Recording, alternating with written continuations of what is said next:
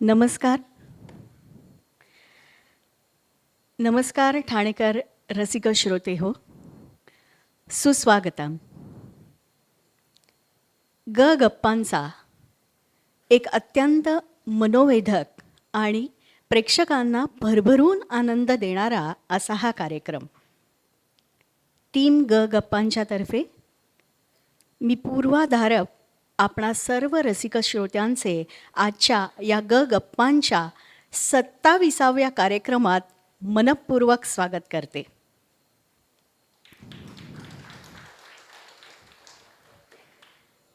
आजच्या आपल्या कार्यक्रमाचे प्रमुख पाहुणे आहेत सुप्रसिद्ध ईशा टूर्सचे संस्थापक श्रीयुत आत्माराम परब.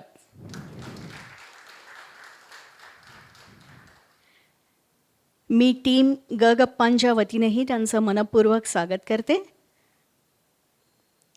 थोडंसं गप्पांच्या टीमविषयी. गप्पांच्या या कार्यक्रमाचे मुख्य संस्थापक आहेत जितेंद्र वैद्य. एकदा जोरदार टाळ्या जितेंद्र सरांसाठी. आणि त्यांच्या या संकल्पनेला उचलून धरणारी आमची ही गप्पांची सगळी टीम, ज्यांना आपण भेटणारच आहोत. टीम व्यतिरिक्त कुठलाही कार्यक्रम यशस्वी होण्यासाठी जे मानसिक आर्थिक बळ आपल्यामागे उभं असतं त्यांचा उल्लेख करणं मला अतिशय महत्त्वाचं वाटतं. वामन शंकर मराठे ज्वेलर्सचे श्रीयुत अभय मराठे सर. एकदा जोरदार टाळ्या अभय सरांसाठी, ज्यांच्या पाठिंब्याने आपल्याला हा हॉल कार्यक्रमासाठी उपलब्ध होतो आणि आजपर्यंतच्या सर्वच कार्यक्रमांसाठी त्यांनी टीम गप्पाला जे अनमोल सहकार्य देऊ केलं आहे त्याबद्दल त्यांचं मनापासून धन्यवाद. सोबतच जाई काजळचे श्रीयुत राजेश गाडगीळ सर, जे आपल्या कार्यक्रमाचे सहप्रायोजक आहेत. आपल्या पाहुण्यांना आपण जे उत्तर देतो ते उपलब्ध करून देणाऱ्या मनस्वी गृहोद्योगचे श्रीयुत देवीप्रसाद सोहनी यांनाही मनपूर्वक धन्यवाद. सुलेखनकार श्रीयुत पिनाकिन रिसबूड यांनी अतिशय एक आगळीवेगळी भेटवस्तू आपल्या आजच्या पाहुण्यांसाठी आणली आहे, त्यासाठी त्यांचे खूप खूप धन्यवाद.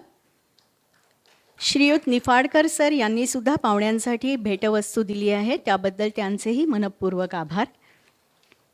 ह्या सगळ्यासोबतच ह्या हॉलमधली सर्व व्यवस्था आवश्यक त्या सुखसोयी वेळेत उपलब्ध करून देणारे ओंकार केटरर्स यांचेही मनपूर्वक धन्यवाद.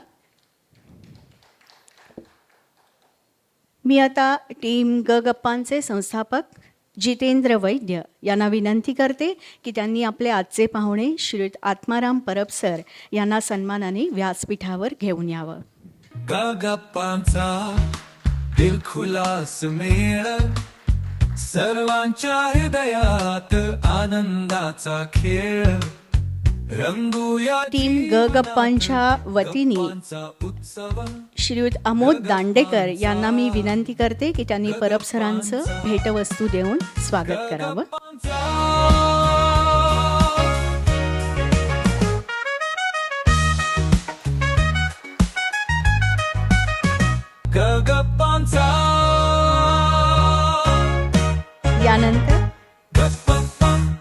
यानंतर या सभागृहाचे विश्वस्त वामन शंकर मराठे ज्वेलर्सचे श्रीयुत अभय मराठे सर. सर, आपण व्यासपीठावर यावं ही नम्र विनंती. तसेच जाई काजळचे श्रीयुत राजेश गाडगीळ सर यांनाही मी विनंती करते की त्यांनी व्यासपीठावर यावं. पिनाकिन रिसबूड यांनाही मी विनंती करते की त्यांनी व्यासपीठावर यावं आणि त्यांनी आणलेली भेटवस्तू स्वहस्ते पाहुण्यांना द्यावी. गप्पांचा दिलखुलास मेळ, सर्वांच्या हृदयात आनंदाचा खेळ. रंगूया जीवनात गप्पांचा उत्सव.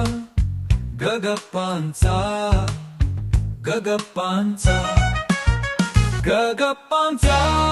सर्व मान्यवरांचे आभार. मी प्रायोजकांना विनंती करते की त्यांनी आसनस्थ व्हावं.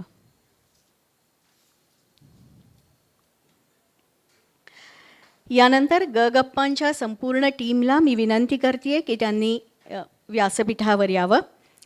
अमोद दांडेकर,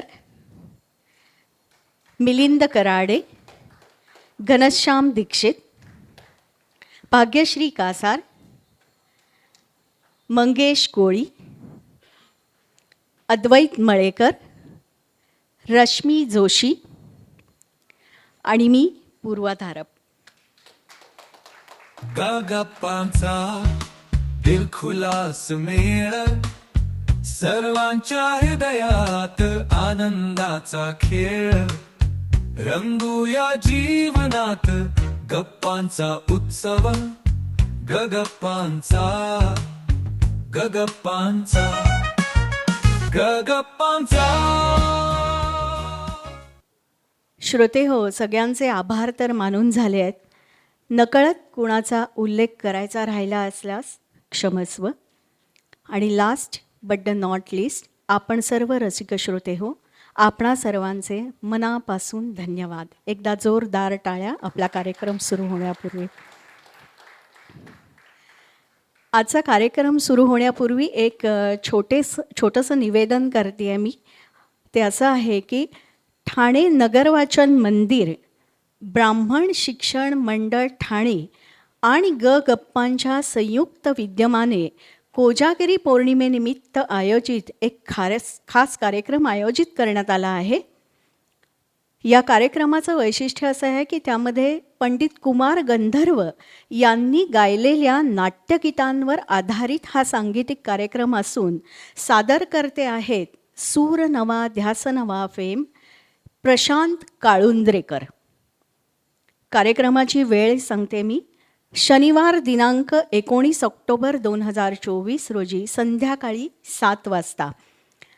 कार्यक्रमाचं ठिकाण आहे ते नक्की लक्षात ठेवा, हे बदललेलं आहे. गप्पांचा कार्यक्रम त्यामध्ये जोडलेला आहे, त्यामुळे तो नकळत सगळ्यांना वाटेल की नारराज सभागृहात आहे, पण तसं नाही आहे. तर कार्यक्रमाचं ठिकाण आहे ब्राह्मण शिक्षण मंडळाचे महाराष्ट्र विद्यालय सभागृह, स्वातंत्र्यवीर सावरकर पथ, गजानन महाराज मठाच्या जवळ, राम मारुती रोड. आणि हा कार्यक्रम आहे 19 ऑक्टोबर रोजी संध्याकाळी 7 वाजता. ओके. आणि कार्यक्रमाचं नाव आहे अवधूता, पंडित कुमार गंधर्व यांनी गायलेल्या नाट्यगीतांवर आधारित. सादर करते श्रीयुत प्रशांत काळुंद्रेकर. आजच्या कार्यक्रमाची आता सुरुवात करूया आपण. आणि या कार्यक्रमाची सूत्र आजची मुलाखतकार रश्मी जोशी हिच्याकडे मी सुपूर्त करते. धन्यवाद. पुन्हा एकदा सर्वांचे मनपूर्वक स्वागत. नमस्कार. दूरध्वनी आणि भ्रमणध्वनी दोन्हीसाठी सूचना दिलेली आहे, तर सगळ्यांनी फोन स्विच ऑफ केले असतीलच. दिसू लागले डोंगर जरा मिटता लोचन, तिथे कुणीतरी मला नेऊ लागले ओढून. मिटलेल्या डोळ्यांपुढे खळखळणाऱ्या लाटा, खळखळणारी पाने, अंधूर पडणाऱ्या वाटा. वाटांसवे त्या पळालो सारे काही झुगारून, एक जिप्सी आहे माझ्या खोल मनात दडून. मंगेश पाडगावकर, कविवर्य मंगेश पाडगावकरांची जिप्सी ही कविता, ज्या जिप्सीचं उदाहरण किंवा जी जिप्सी डोळ्यापुढे ठेवला असेल तो आज मूर्तिमंत आपल्यासमोर उभा आहे किंवा बसलेला आहे. ते आहेत आत्माराम परब. नमस्कार. आता मी हे सांगितलं तर आहे, म्हणजे खरं तर ह्यांची ओळख ईशा टूर्सचे संस्थापक आणि ही एक ओळख आहे. ह्या व्यतिरिक्त आता ह्यांच्याशी गप्पांमध्ये आपल्याला अजून काही कंगोरे ह्यांच्या स्वभावातले, ह्यांची ओळख नव्याने अजूनही होणार आहे. ह्यांच्यामध्ये एक गिर्यारोहक आहे, एक लेखक आहे, गिर्यारोहक आहे आणि सच्चा माणूस. खरं म्हणजे ते माणुसकीचं दर्शन आता ह्या सगळ्या गप्पांमधनं हळूहळू उलगडणार आहे. ठीक आहे. आवाज ठीक येतोय का? येतोय शेवटपर्यंत? ओके. पहिला प्रश्न खरं म्हणजे विचारायचा म्हणजे असं आहे की ठीक आहे. पहिला प्रश्न असा येतो आहे की आम्ही तुमच्याविषयीची पुस्तकांमध्ये पण ऐकलं, वाचलं आहे. बऱ्याच गोष्टी ऐकलेल्या आहेत. जे तुमच्यासोबत सहल करून आले आहेत त्यांच्याकडून खूप गोष्टी ऐकलेल्या आहेत. परंतु आपल्या लहानपणीचा उल्लेख किंवा हे लहानपणापासून आवड होती किंवा ह्याविषयी कधी कुठे बोललं गेलं नाही आहे. तर आम्हाला वाटतं की सुरुवात आपण त्या प्रश्नाने करूया. नमस्कार. सर्वप्रथम गप्पांच्या टीमचा आणि इथे आलेल्या हाऊसफुल सर्व आमचे बरेचसे मित्रमंडळी, आमच्यावर ट्रॅव्हल केलेली मंडळी, आमचे ट्रेकर्स, खूप हितचिंतक आणि बरीच लोकं दिसत आहेत. खूप छान वाटलं एवढी लोकं आपला वेळ काढून जेव्हा येतात हे खूप खरंच आनंद वाटतो. माझं तुम्ही म्हणालात लहानपण, सर्वसामान्यांसारखंच लहानपण, पण परळमध्ये लहानपण गेलं. वयाची 31 वर्ष परळमध्ये गेली आणि परळ आणि लालबाग जिथे जे लोक राहून आलेले असतील त्यांना माहीत असते की काय आयुष्य असतं तिथलं.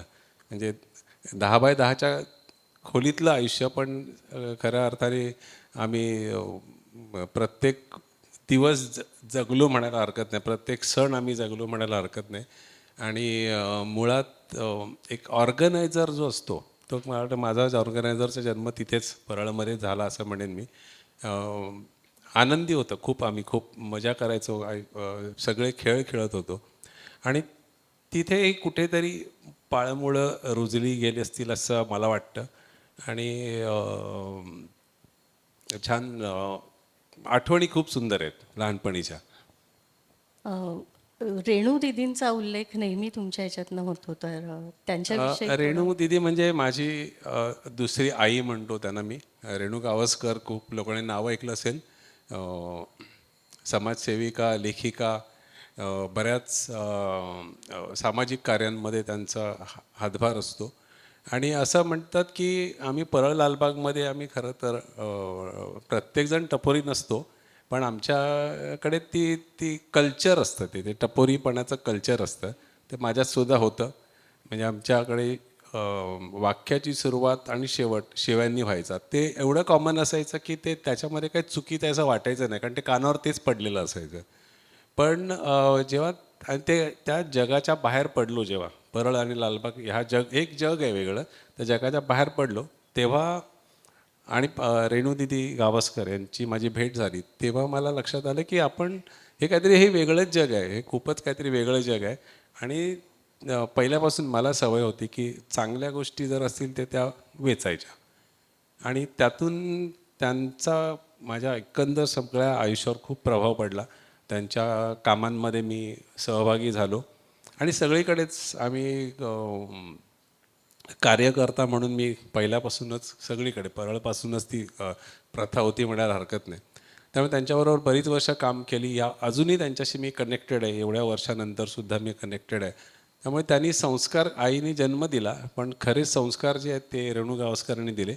आणि त्यानंतर माझं आयुष्य खूप ऑलमोस्ट 360 डिग्री बदललं म्हणायला हरकत नाही. आणि चांगली माणसं भेटणं खूप आवश्यक असतं आयुष्यामध्ये, आणि ती तुम्हाला दिशा दाखवतात. त्यामुळे त्यांनी मला ह्या प्रकारे एक वेगळं जग दाखवलं आणि ते मी शिकण्याचा प्रयत्न केला त्यांच्याकडून. ग्रूमिंग त्यांच्यामुळे झालं हां, असं ग्रूमिंग आपण म्हणू शकतो, हो.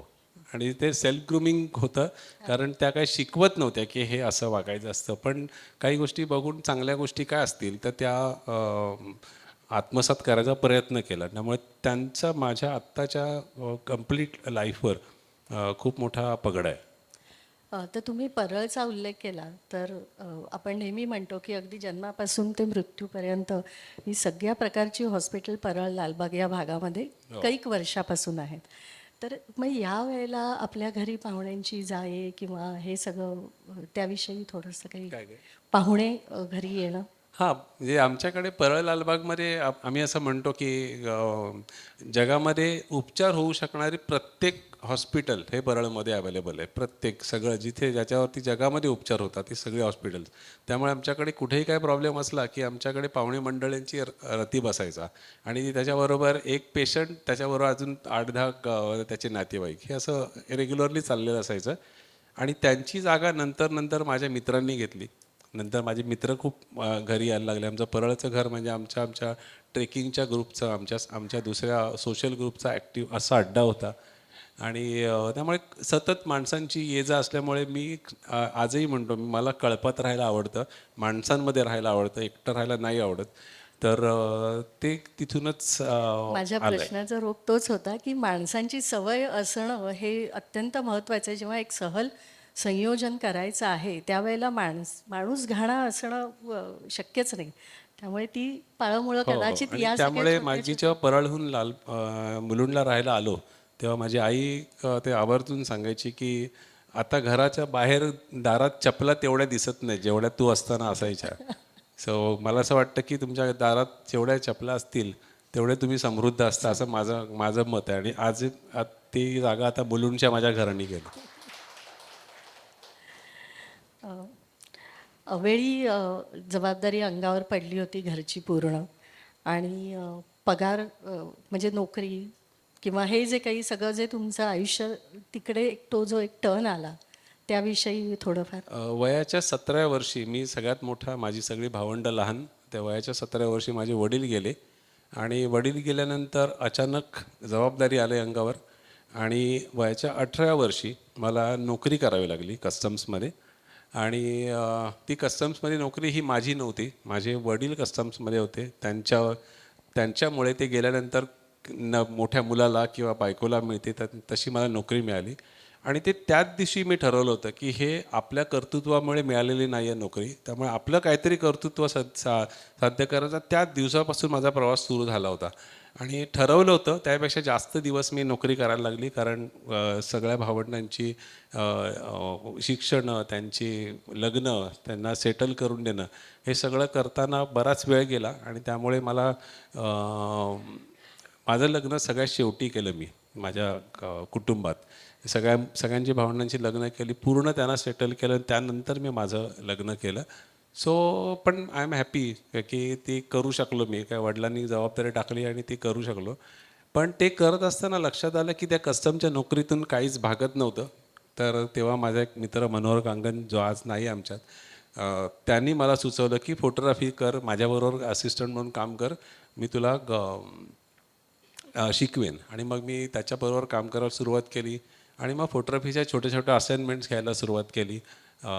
पहिल्यांदा बारशे, लग्न, त्यानंतर असे अनेक छोटे मोठे कार्यक्रम करायला लागलो.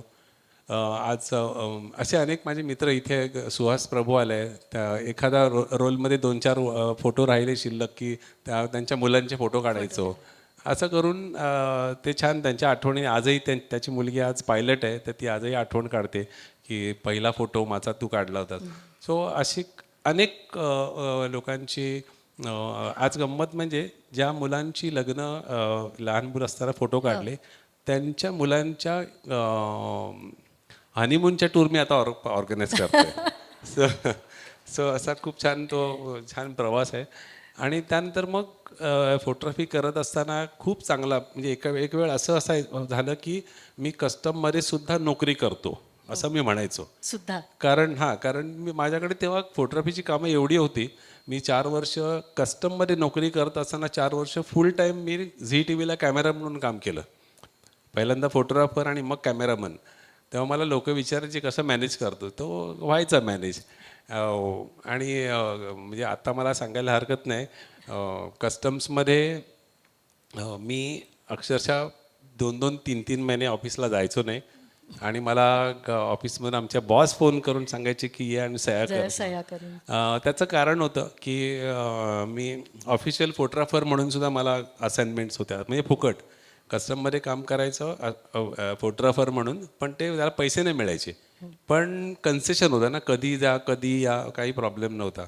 त्यामुळे त्या सगळ्या गोष्टीचा खूप एन्जॉय केलं मी लाईफ एन्जॉय केलं ॲक्च्युली कस्टम्समध्ये काम पण केलं थोडंफार काम केलं ॲक्च्युली आणि नंतर विचार केला की आता आपण एक जागा अडवली आहे कोणाची तरी ती जागा आता रिलीज करायला पाहिजे आणि त्यानंतर मग मी पण फोटोग्राफी मी खूप एन्जॉय केली एक वेळ असा होता की मला असं वाटलं की आपण याच्यामध्येच करिअर करायला पाहिजे फुल टाईम करिअर कस्टम सोडून काय करता येईल कारण जेव्हा मी तुम्हाला म्हटलं की हे माझी नोकरी नाही आहे ही मला मिळालेली नोकरी स्वतःच्या कर्तृत्वाने नाही आहे तर फोटोग्राफीमध्ये खूप चांगलं करिअर मला दिसत होतं पण अचानक हे टुरिझम आलं त्यावेळेला तुम्ही क्रूजवरती पण फोटोग्राफी करा नाही क्रूजवर फोटोग्राफी नाही तो वेगळा विषय आहे म्हणजे तो विषय असा आहे की पर्यटन हे माझ्या रक्तात होतं म्हणायला हरकत नाही कारण आजही मला जी स्वप्न पडतात त्या स्वप्नामध्ये पण एव्हरीडे कुठल्या तरी डेस्टिनेशनवर असतो मी एव्हरीडे मला कुठलीच वाईट स्वप्न कधी पडत नाहीत मला जी पडतात स्वप्न ते कुठल्या ना कुठल्या तरी डेस्टिनेशनवर असतो मी एव्हरीडे जाग येते तेव्हा मी कुठेतरी मी कधी कधी ते कंटिन्यूस चालू असतं तेव्हा मी झोप मी पूर्ण करतो ते डेस्टिनेशन पूर्ण करण्यासाठी तर पण ते जे वेड होतं पर्यटनाचं ते वेड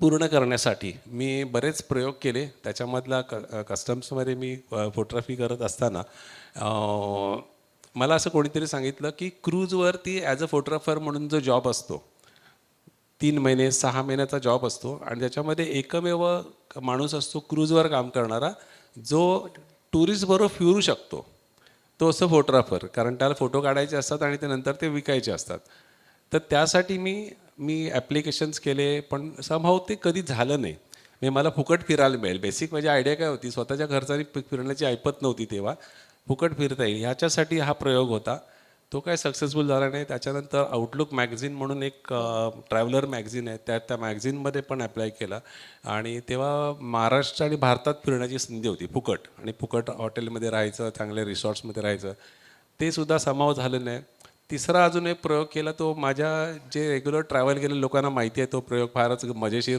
येतो मी कस्टम्समध्ये नोकरी करत असताना एअर इंडियामध्ये लोक जी काम करतात त्याच्याबद्दल माहिती होती आणि त्याच्यात एकदा असं कळलं की एअर इंडियामधल्या लोकांना फ्री पासेस मिळतात आणि ते फ्री पासेसचं मिळणार तर मी विचार केला की आता आपण ही नोकरी सोडून एअर इंडियामध्ये शोधण्यापेक्षा आपण एअर इंडियामधली मुलगी बघूया लग्नासाठी म्हणजे फुकट फिरता येईल तर खूप प्रयत्न केले आणि त्यांच्या एका कॅन्टीनमध्ये जाऊन आम्ही बसायचो आणि फक्त निरीक्षण करायचो फक्त निरीक्षण व्हायचं बाकी पुढे कधी हिंमत नाही झाली कोणाला विचारायची आणि काही नाही झालं मग नंतर मग विचार केला की असं होत नाही तर कमीत कमी आपल्या मेट्रोमनियल हे असतात संस्था त्या संस्थांमध्ये जे नाव नोंदणी केली होती त्याच्यामध्ये माझं स्वतःचे सगळे डिटेल्स आणि अपेक्षांमध्ये एअर इंडियामधली नोकरी बस बाकी खाली काहीच नव्हतं लिहिलेलं मी हे असं 1 वर्ष चाललं 1 वर्षात काय तसं काय झालं नाही मग म्हटलं भारतात नाही तर परदेशात नाही तर भारतात तरी फिरता येईल म्हणून एअर इंडिया /रेल्वे केलं म्हटलं रेल्वेचा पास तरी मिळेल ते पण नाही झालं सो काही वेळेला डेस्टिनी असते ते डेस्टिनी अशी होती की हे सगळं याच्यातलं काही जर मला मिळालं असतं तर कदाचित मी आज इथे नसतो आणि आज जगभरात काय फिरतोय ते नसतो सो डेस्टिनीने मला कुठेतरी ते अडवून ठेवलं होतं कारण त्यातले कुठलेही जॉब मला खरं तर मिळू शकले असते पण ते नाही मिळाले हे देवाची कृपा आणि शेवटी लग्न जे झालं माझं ते माझ्याच कस्टम्सच्या डिपार्टमेंटमध्ये असलेली पण प्युअर अरेंज मॅरेज एक प्युअर अरेंज मॅरेज होतं ते असं झालं ते म्हणजे आता जो आपण सहल संयोजक म्हणून जे तुम्हाला आत्माराम परब माहिती होते त्याच्यातला आता तुम्हाला दुसरा अजून एक कंगोरा मिळाला की ते स्वतः उत्कृष्ट छायाचित्रकार आहेत आणि फोटोग्राफी करतात तर मी फोटोग्राफीबद्दल मी अजून एक सांगेन की आपले गौतम राजाध्यक्ष किंवा जगदीश माळी यांच्याकडे मी असिस्टंट म्हणून काम केलं असिस्टंट म्हणजे काय तर त्यांचे लेन्सेस साफ करणे त्यांचा स्टुडिओमध्ये झाडू मारणे असली कामं केली तर मला तेव्हा जगदीश माळी म्हणाले होते काय वेडा आहेस का तू कस्टममध्ये ऑफिसर आहेस हे काय करतो आहेस तर म्हटलं मला तुमच्याबरोबर राहायला मिळतं आहे ना हेच माझ्यासाठी खूप मोठी गोष्ट आहे मला शिकता येतं आहे काहीतरी नवीन काहीतरी शिकता येतं आणि मी तुमच्या आसपास आहे ही माझ्यासाठी खूप मोठी गोष्ट आहे. सो ते प्रत्येक मोमेंट मी एन्जॉय केला. आता ह्याच्यासोबतच आयुष्यात अजून एक पडाव असा आला की गिर्यारोहणाची तुम्हाला गिर्यारोहण खूप आधी आलं. हां आम्ही सगळ्यात सुरुवात आधी गिर्यारोहणीच झाली. गिर्यारोहणाची. कारण मी कस्टम्समध्ये नोकरी करत असतानाच पहिला माझा एक्सपिरियन्स ट्रेकिंगशी जो आलेला पहिला अनुभव म्हणजे सह्याद्रीमध्ये आणि हिमालयात दोन्ही ठिकाणी मला खूपच माझं लक चांगलं होतं. प्रत्येक ठिकाणी माणसं जशी चांगली भेटली तसे ह्या अपॉर्च्युनिटीज खूप चांगल्या मिळाल्या. पहिलाच जो मी ट्रेक केला होता 89मध्ये रामेश्वर सावंत म्हणून आमचा एक माउंटेनियर मित्र आहे. तो पन्हाळगड ते विशाळगड हा ट्रेक करायचा. तो आम्ही पहिलाच ट्रेक आम्ही ठरवला आणि 9 लोकांचा आमच्या कस्टम्समधले मित्रांचा 9 लोकांचा ग्रुप घेऊन मी गेलो. आणि त्यावेळेला ट्रेकिंग काय असतं हे खरंच माहीत नव्हतं. आम्ही 9 जणांमध्ये साधारण एक 25-30 कॅसेट्स, 4 वॉकमन्स असं असं सगळं घेऊन गेलो होतो. आणि ते सुद्धा जुलै महिन्यातल्या धुवाधार पावसामध्ये सगळं हे होतं. आणि तिथे गेल्यानंतर कळलं हे काहीतरी वेगळंच आहे. हे आपण काहीतरी वेगळं विचार केला होता आणि हे वेगळंच आहे काहीतरी. आणि तो असा ट्रेक आहे की तो ट्रेक एकदा केल्यानंतर तो आयदर तुम्ही पुढे आयुष्यभर कंटिन्यू करता किंवा परत कधीच करत नाही. आणि माझ्याबरोबर जे 9 लोकं आली होती त्यांच्यातला आयुष्यातला शेवटचा ट्रेक होता तो. माझा पहिला ट्रेक. त्याच्यानंतर इमिजिएटली नेक्स्ट वीक चंदेरीला गेलो आणि चंदेरीला हरवलो. त्या ट्रेकला पण असं म्हणतात की तिथे तो हरवणं म्हणजे कॉमन आहे सगळं. तर त्याच्यामध्ये माझं मी म्हणेन की मी पास झालो की हे असल्या म्हणजे ॲडव्हेंचर्स करायला आपण योग्य आहोत. आणि तिथून जो प्रवास सुरू झाला तर मग दर शनिवार रविवार आम्ही कधी घरात राहिलोच नाही. माझी नोकरी, फोटोग्राफीचे असाइनमेंट्स हे सगळं मॅनेज करून ट्रेकिंगसुद्धा खूप रेग्युलर बेसिसवर करत होतो. त्यानंतर जेव्हा हिमालयात जायची वेळ आली तेव्हा जनरली आपण टप्प्याटप्प्याने जातो. तर मला तेव्हासुद्धा आयुष्यात हिमालयात मी गेलो नव्हतो. फर्स्ट माझा अनुभव होता. आमचा मित्र आहे सचिन आयरे म्हणून आमच्या ट्रेकिंग ग्रुपमधला. तो आमच्या कस्टम्सचा एक ट्रेकिंग क्लब चालवत होता. त्याने विचारलं की येणार का? तर कुठे? तर आम्ही एक एक्सपिडिशनला चाललो आहे. तर एक्सपिडिशन म्हणजे काय असतं हे पण माहीत नव्हतं. तर म्हटलं चला. तेव्हा हाऊस होती ना. तर हाऊस होती तर तो गेलो त्याच्याबरोबर. आणि त्यांनी डायरेक्ट त्या एक्सपिडिशनला इंद्रहारपास ट्रेकिंग एक्सपिडिशन जे आहे धौलाधार रेंजेसमध्ये, त्या धौलाधार रेंजेसमध्ये आम्ही गेलो. आणि आम्हाला माहीत नसताना 2 पीक पण क्लाइंब केले. म्हणजे कसलीच कल्पना नाही काहीच. आयुष्यात पहिल्यांदा बर्फ बघितला आणि तो बर्फ बघितल्यानंतर डायरेक्ट 1-2 पीक क्लाइंब केले. 17,000 फुटाचेच होते, फार नव्हते. पण तरीसुद्धा त्यावेळेला खूपच होते. ते 17,000 त्यावेळेला पण खूप मोठे होते. पण तेव्हा मी असं म्हटलं की अरे आपल्याला डायरेक्ट ग्रॅज्युएशनच झालं तर आता आपल्याला पुढे मग नंतर खूप सोपं वाटायला लागलं. त्यामुळे तर मग इम्पॉसिबल हा शब्द हा नंतर मग डिक्शनरीमधून गायब झाला. तो आजपर्यंत गेलेला आहे. तो आता आय एम पॉसिबल झाला. हा आय एम पॉसिबल झाला. पण ह्याच्यामध्ये तुम्ही प्रशिक्षण पण घेतलं पूर्ण हां, मी नेहरू इन्स्टिट्यूट ऑफ माउंटेनिअरिंग मधून प्रॉपर ट्रेनिंग घेतलं. त्यामुळे त्या काळात खूप चांगले मित्र. आता आमच्याकडे जवळजवळ इथे 10-12 आमचे सगळे दिग्गज माउंटेनियर्स आलेले आहेत. ते खूप मागे बसलेत पण सगळे खऱ्या अर्थाने दिग्गज लोक मागे बसले. ते सगळे आमचे गुरु ज्यांच्याकडे बघून आम्ही तेव्हा नावं ऐकून असायचो. प्रदीप केळकर छत्रपती पुरस्कार विजेते. त्याच्यानंतर राजेश गाडगीळ तर आहेतच. बिबा सामोणकर ज्यांची आत्ता गेल्या काही दिवसांपूर्वी मुलाखत झाली. बाकी मागे खूप लोक बसली आहेत मागे. आपल्या एव्हरेस्टच्या टीममधले उदय कोळवणकर आहेत मागे. आमचे आप्पा बसलेत मागे. निसर्गमित्र पनवेलचे डॅडी आहेत. तर खूप लोक आहेत की ज्यांना बघून आम्ही शिकत होतो. ॲक्च्युली तेव्हा भेट खूप लोकांची झाली नसेल कदाचित, किंवा झाली असेल तर तेव्हा आठवणही नसेल कदाचित. पण या सगळ्यांनाच आम्ही गुरु मानून त्यांच्याकडे बघून आम्ही शिकून जे काय थोडंफार जे काय ट्रेकिंग केलं आहे तर ते खूप छान एक्सपिरियन्स होता. आणि तो पिरियड खूप सुंदर होता. म्हणजे आम्ही खऱ्या अर्थाने ते ट्रेकिंग जगत होतो. म्हणजे आता छायाचित्रकार आणि त्याच्यानंतर एक गिर्यारोहक, एक ट्रेकर, हा अजून एक पैलू तुमच्या ॲक्च्युली लक्षात आला. ट्रेकिंगसाठी फोटोग्राफीसाठी ट्रेकिंग, मग अजून ट्रेकिंगसाठी फिरणं, असं ते एक सर्कल होतं, ते कंटिन्यू चालू होतं ते. चालू होतं. आणि मग त्याच्यामध्ये अचानक जे स्कूल ऑफ आर्टचं काय झालं?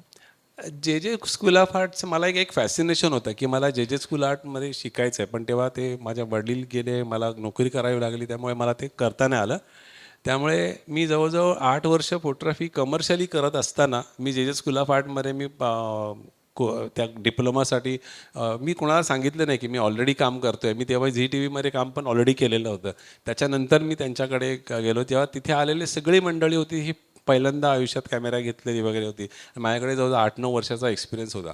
पण फक्त जे स्कूल ऑफ आर्टचं एक स्टॅम्प असलेला एक सर्टिफिकेट असायला पाहिजे म्हणून मी गेलो. आणि तिथे ॲक्च्युली काय केलं काहीच नाही. तिथे एक क्रिकेटची टीम बनवली आणि क्रिकेटची टीम बनवून तिथे आम्ही टुर्नामेंट्स वगैरे खेळलो. त्यामुळे आणि तेव्हा मी कार्गो कॉम्प्लेक्समध्ये असायचो आणि कार्गो कॉम्प्लेक्सवरून बाईकवर मी व्हिटीला यायचो. त्यामुळे थकलेलं असायचं, मागच्या सीटवर बसून झोपा काढायचो. मग ते आमचे ते मूर्ती नावाचे सर होते, ते डस्टर फेकून मारायचे आणि उठवायचे मला.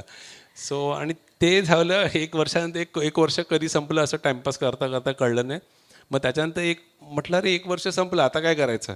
मग तेव्हा कळलं की इंटेरियर डेकोरेशनचा अजून एक डिप्लोमा आहे. मग तो पण घेतला मी आणि तो पण केला.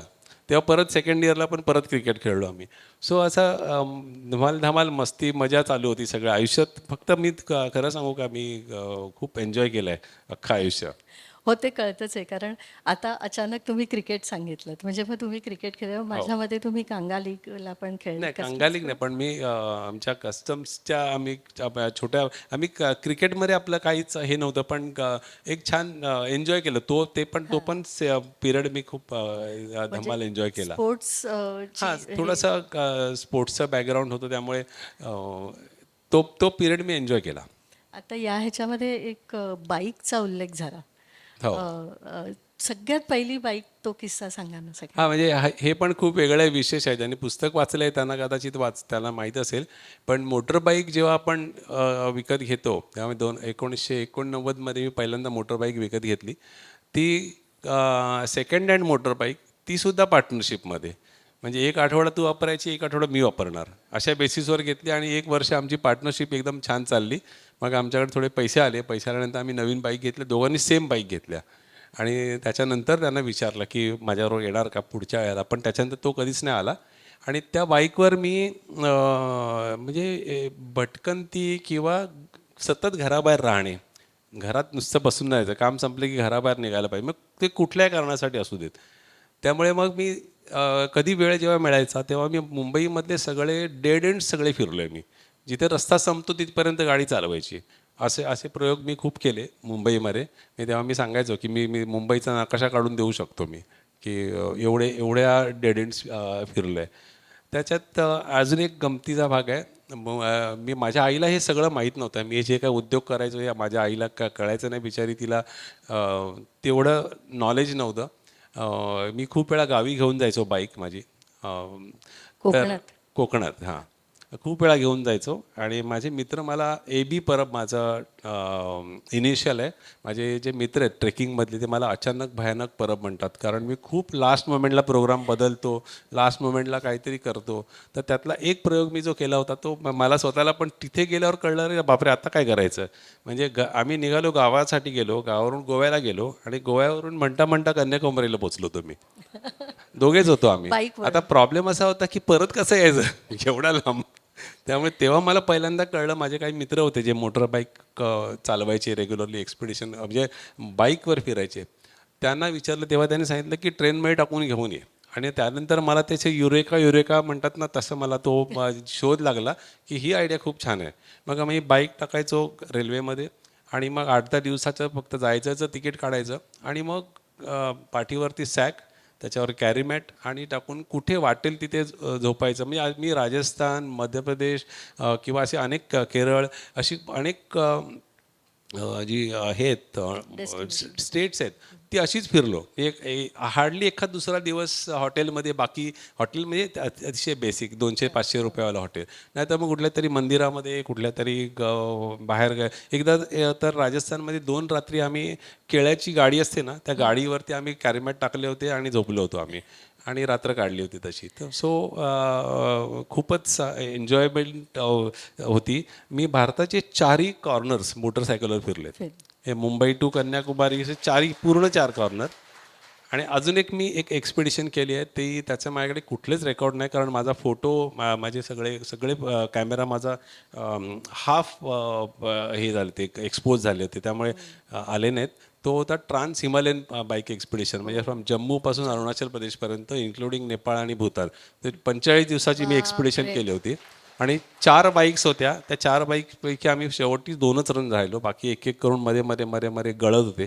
कारण ते शेवटी हा सगळा तुमचा एन्ड्युरन्स मेंटल स्ट्रेंथची आहे, त्या मेंटल स्ट्रेंथचा आहे. तुमचा फिजिकल स्ट्रेंथ तुम्ही कशी तुम्ही तयार करू शकता, पण मेंटली तुम्ही फिट असणं गरजेचं आहे. त्यामुळे मला या सगळ्याचा उपयोग ना पुढे पुढे खूप झाला. बरोबर. आता जेव्हा तुम्ही हा उल्लेख केलात तर तेव्हा लडाख साठी बाईकनी जाणं आणि त्याची पूर्वतयारी किंवा त्याची मानसिकता या सगळ्या ह्याच्यातनं तयार होत होती. नाही, काय होतं की आता आता हे झालं, मग आता पुढे काय हा प्रश्न येतोच ना, नंतर पुढे काय. मग लोकप्रवाहामध्ये एक लेख आला होता, लडाखवरून मोटरसायकलची सहल. तो पण आमचा ट्रेकिंगमधलाच आमचा मित्र, यावर विसरलो गो सर, सायकलवर Satish Ambedkar, sorry sorry sorry Satish Ambedkar. त्याचा 1 वर्षापूर्वी गेला होता लडाखला आणि ते स्कूटरवर गेले होते. तर त्याच्याकडून त्याचा तो लेख वाचला आणि मग भेटलो आणि त्यांनी आम्हाला माहिती दिली. पण तेव्हा काही हे नव्हतं, तुमच्या गुगलवरती प्रॉपर सगळ्या ज्या असतात ना मॅप्स किंवा सगळ्याच road गोष्टी किंवा ज्या तुम्हाला information इझिली अवेलेबल आहेत, ते काही नव्हतं. त्यांच्या तोंडी जी का माहिती होती त्या माहितीवर आम्ही तो ठरवलं. त्यावेळेला फक्त अंगात मस्ती होती, बाकी काही नव्हतं. ती ती ती सगळ्या ट्रेकर्सच्या अंगात असते. म्हणजे म्हणजे कुठलीच तयारी नव्हती, ना मानसिक ना आर्थिक शारीरिक. एवढ्या दिवसांचा प्रवास करायचा आहे, कसा करणार माहीत नाही, पण चला निघायचं. आणि मी माझ्या 6 महिन्यामध्ये माझ्या 3 टीम बदलल्या. मी एकटाच शिल्लक राहायचो, बाकीचे 6 लोक गायब व्हायचे. असं करून करून शेवटी एक धरून धरून लोक तयार केली ती, आणि त्यांना मी लडाखला घेऊन गेलो. आणि तो जो प्रवास सगळ्यांनी बऱ्याच लोकांनी पुस्तक वाचलं असेल. लडाख प्रवास अजून सुरू आहे त्याचं. आत्ता 5 आवृत्त्या झाल्या आणि एक 6वी इंग्लिश आवृत्ती पण झाली. सो त्याच्यामध्ये ह्याचा उल्लेख आहे की काय थरार अनुभवला लडाखमध्ये. थोडक्यात सांगतो, कारण ते खूप त्याच्यावरती अख्खं एक सेशन करता येईल. 17 दिवस आम्ही अडकून पडलो होतो एकाच ठिकाणी, आणि त्या 17 दिवसांमध्ये शेवटचे 6 दिवस विदाऊट फूड, जेवण नव्हतं मिळालेलं आम्हाला. आणि म्हणजे मृत्यूचे अनेक अनेक प्रकार आम्ही अनुभवले त्या काळामध्ये, आणि मृत्यू काय असतो किती त्यामुळे त्याचा अनुभव घेतला. आणि तो खूपच थरारक होता अनुभव. त्यामुळे मी जेव्हा त्याच्यामधलं एक मी माझ्या आईला आजही सतत डायलॉग मारतो, की आई म्हणजे गावी असते जास्त करून, तर 2-4 दिवस फोन नाही केले की मग तिचा तक्रार सुरू होते, काय फोन करायला पण वेळ नाही, हे नाही ते नाही. मग तेव्हा मी सांगतो की तुला एक फोन करण्यासाठी 1 वे 40 किलोमीटर चालत 12,000 फुटावरती चालत गेलो होतो, एक फोन करण्यासाठी की आम्ही सुखरूप आहोत किंवा जिवंत आहोत हे सांगण्यासाठी. मी 40 किलोमीटर 1 वे म्हणजे दारचा टू केलॉंग, आणि मग केलॉंग टू दारचा. जाताना 1 दिवसात गेलो आणि येताना 2 दिवस लागले होते आम्हाला. सो तो मी फोन करायला फक्त तिला गेलो होतो. तेव्हा माझ्याबरोबर जे होते 6 लोक, त्याच्यातल्या कोणातरी विचारलं की येणार का, तर कुठे जायचं आहे, तर केलॉंगला जायचं आहे. तर किती लांब आहे, 40 किलोमीटर. काय वेळ लागला आहे की 40 किलोमीटर चालत एवढ्या लांब. सो कोणीच तयार नव्हतं. पण काही वेळेला म्हटलं ना की माझ्या नशिबात मी नक्की सांगतो की काही लोकांनी प्लॉट केली गेलेली होती. त्यावेळेला तसा तो एक प्लॉट केला गेला. सौमित्र आमचा जो मित्र, त्यांनी तो म्हणाला की ते ओळख नाही पाळख तिथे भेटला फक्त, आणि असं बोलता बोलता म्हणाला की केलॉंगला फोन करायला जायचं आहे. अरे चलो मैं भी आता हूँ. इधर क्या बैठ के करेंगे, रोड तो नहीं खुलने वाला, मैं भी आता हूँ. आणि त्यांनी 2 वेळा एव्हरेस्ट अटेम्प्ट केला होता. फर्स्ट अटेम्प्टमध्ये वेदरमुळे झालं नव्हतं. सेकंड अटेम्प्टमध्ये त्याच्या हाताची 3 बोटं फ्रॉस्टबाईटमध्ये गेली होती. त्यामुळे त्याच्याकडे खूप प्रचंड अनुभव होता. तर त्याच्या अनुभवावर म्हटलं चला तू म्हणतोयस तर चला जाऊया. आणि आम्ही गेलो आणि आम्ही जो काय अनुभव घेतला आम्ही त्या प्रवासामध्ये 40 किलोमीटरमध्ये साधारण एक 100पेक्षा जास्त लँडस्लाईड झालेल्या होत्या. कित्येक डेड बॉडीज पाहिल्या, कित्येक डेड बॉडीज ज्या रस्त्यामध्ये अशा आडव्या तिकडे पडलेल्या आहेत. रस्त्यामध्ये गाडी उलटी झालेली दिसते आणि त्याच्यामध्ये माणसं मेलेली दिसत आहेत. हे चित्र म्हणजे एवढं होतं ना की नंतर नंतर भीती वाटायला लागली, अरे आपण हे काय करतोय. आणि त्याचे आम्ही तिथे होतो तिथे तेवढी कल्पना आली नव्हती. पण हे जेव्हा बघितल्यानंतर तुम्हाला आठवत असेल 2013मध्ये क्लाउडबस्ट झाला होता. त्याचं सगळ्यांनी आपण लाईव्ह पाहिलं. आम्ही जेव्हा 1995ची गोष्ट सांगते तेव्हा हे नव्हतं सगळं, त्यामुळे लोकांना कळत नव्हतं त्या काय भीषण हे होतं ते. तर तिथे त्या सौमित्र बॅनर्जी आहे ना, त्यांनी एक छान नाव दिलं होतं भीषण सुंदर. आणि त्याच्यावरती एक पुस्तकात मी एक हे पण एक आहे. भीषण म्हणजे आपला मराठी भीषण आणि बंगाली भीषण ह्या दोघांमध्ये खूप वेगळी 2 टोकाची त्याचा अर्थ आहे. तर ते दोन्ही म्हणजे निसर्गाचे दोन्ही प्रकार पाहिले आम्ही, म्हणजे मराठी भीषण पण आणि बंगाली भीषण पण. सो तो खूपच भयानक होता सगळा प्रकार. पण आता परत हा प्रश्न तुमचा पुढे येणार की सेकंड टाइम लडाखला कसा गेला. त्याचं वर्षाचं उत्तर मीच देतो. त्याचं प्रश्नाचं उत्तर मला माहीत नाही. सेकंड टाइम मी का गेलो मला माहीत नाही. कारण मी जेव्हा जायचं ठरवलं तेव्हा मी ऑब्व्हियसली माझ्याबरोबर होते 29 दिवस माझे मित्र. त्यांना विचारलं लडाखला मी परत चाललो आहे, कारण आम्ही लडाख पाहिलंच नव्हतं. आम्ही फक्त लेहमध्ये गेलो. जेव्हा 17व्या दिवशी जेव्हा बाईकला किक मारली तेव्हा खरंच ताकद नव्हती, कारण 6 दिवस काही खाल्लेलं नव्हतं. आणि मुख्य म्हणजे ज्या वेळेला आम्ही तो पांगला पोचलो आम्ही, त्यावेळेला आमच्या त्या सौमित्रांनी सांगितलं की 6 दिवसात आपण काय खाल्लेलं नाही आहे, त्यामुळे आता खायचं नाही काहीच, आता फक्त प्यायचं, ते पण सूप, बाकी काही नाही. म्हणजे हे त्यांनी सांगितलं की एवढ्या दिवसाच्या उपवासानंतर तुम्ही डायरेक्ट खाल्लं तर त्रास होणार आपल्याला, त्यामुळे समोर सगळं दिसतंय पण खाऊ नाही शकत होतं. त्यांनी फक्त त्या दिवशी सूप प्यायलो आणि दुसऱ्या दिवशी आम्ही लेहला पोचलो. फक्त खारदुंगला पासला गेलो. खारदुंगला पासला आम्ही काय झेंडा रोवला आमचा, जो काय रोवायचा होता तो, आणि आम्ही परत आलो. सो त्यामुळे लडाख पाहिलंच नव्हतं. मग म्हणून मी 2 वर्षांनी परत जायचं ठरवलं. तेव्हा सगळ्यांनी हात जोडले, म्हणणं नाही आम्ही काय लडाखला काय येणार नाहीत. मग मी नवीन गिरायकं शोधली आणि त्यांना घेऊन गेलो सोबत. आणि तेव्हा लक्षात आलं की लडाख आपण आतापर्यंत पाहिलेला जो हिमालय म्हणजे तोपर्यंत हिमालयातले सगळे म्हणजे नेपाळ, भूतान, तिबेट किंवा आपल्या भारतातले उत्तराखंड, हिमाचल, याच्यातल्या बऱ्यापैकी ठिकाणी मी गेलो होतो. पण हिमालयाचा तो निसर्ग आणि लडाखचा निसर्ग याच्यामध्ये जमीन आसमानचा फरक आहे. आणि हे लक्षात आलं की हे काहीतरी वेगळंच आहे, काहीतरी जे वेगळं जग आहे, वेगळं प्लॅनेट वाटतं. हे आजही खूप लोक म्हणतात की लडाखमध्ये गेल्यानंतर वाटतं की वेगळ्या प्लॅनेटवर आलो आपण. आणि म्हणून वाटलं की हे इथे नाही, हे लोकांनी पाहिलं पाहिजे. आणि म्हणून मग मी असंच आणि मला पण जायला मिळू शकत होतं, म्हणून मी काही लोकांना तयार करायचो, 4-5 लोकांना, आणि घेऊन जायचो. असं करत करत सतत लडाखला जाणं चालू झालं. तो म्हणजे प्रवास तो चालू राहिला. मग ईशा टूर्सचं संकल्पना? ईशा टूर्स ते 2003मध्ये, ते पण ॲक्च्युली टाईमपास होता तो. म्हणजे लग्न झालं होतं आणि म्हणजे इथल्या पुरुषांना हेवा वाटेल माझा, असं नसतं. असं काय तुम्हाला अंधश्रद्धा वाटेल, पण माझ्या बाबतीत ते खरं ठरलेलं आहे की लग्न ज्या वेळेला ठरलं तेव्हा बायकोने सांगितलं तुम्हाला कुठे जायचं तिकडे जा, मला विचारू नका. असं होत नाही खऱ्या जगात. अनेक नशीब हे प्लॉट झालेलं होतं हां, खरं. तर त्यामुळे ती पण एक प्लॉटिंग देवाने करून दिलेली प्लॉटिंग, की असं असतं का जगात, कधी नसतं, खरंच नसतं. सगळ्या पुरुषांच्या चेहऱ्यावर बघा छान असं पण पण काय होतं, तरी पण बाहेर पडल्यानंतर ते चिडचिड होणारच. म्हणून मग मी, माझ्या मुलीचा जन्म झाला होता, म्हटलं आपण ह्याला काहीतरी असं गोंडच नाव देऊया, ईशा टूर्स म्हणून. आणि टूर कंपनी दाखवण्यासाठी होती, फक्त दाखवण्यासाठी. आणि आपण टूर कंपनी दाखवून आपण सुरू करायचं, म्हणजे मला सांगता येईल की मी व्यवसाय म्हणून करतोय.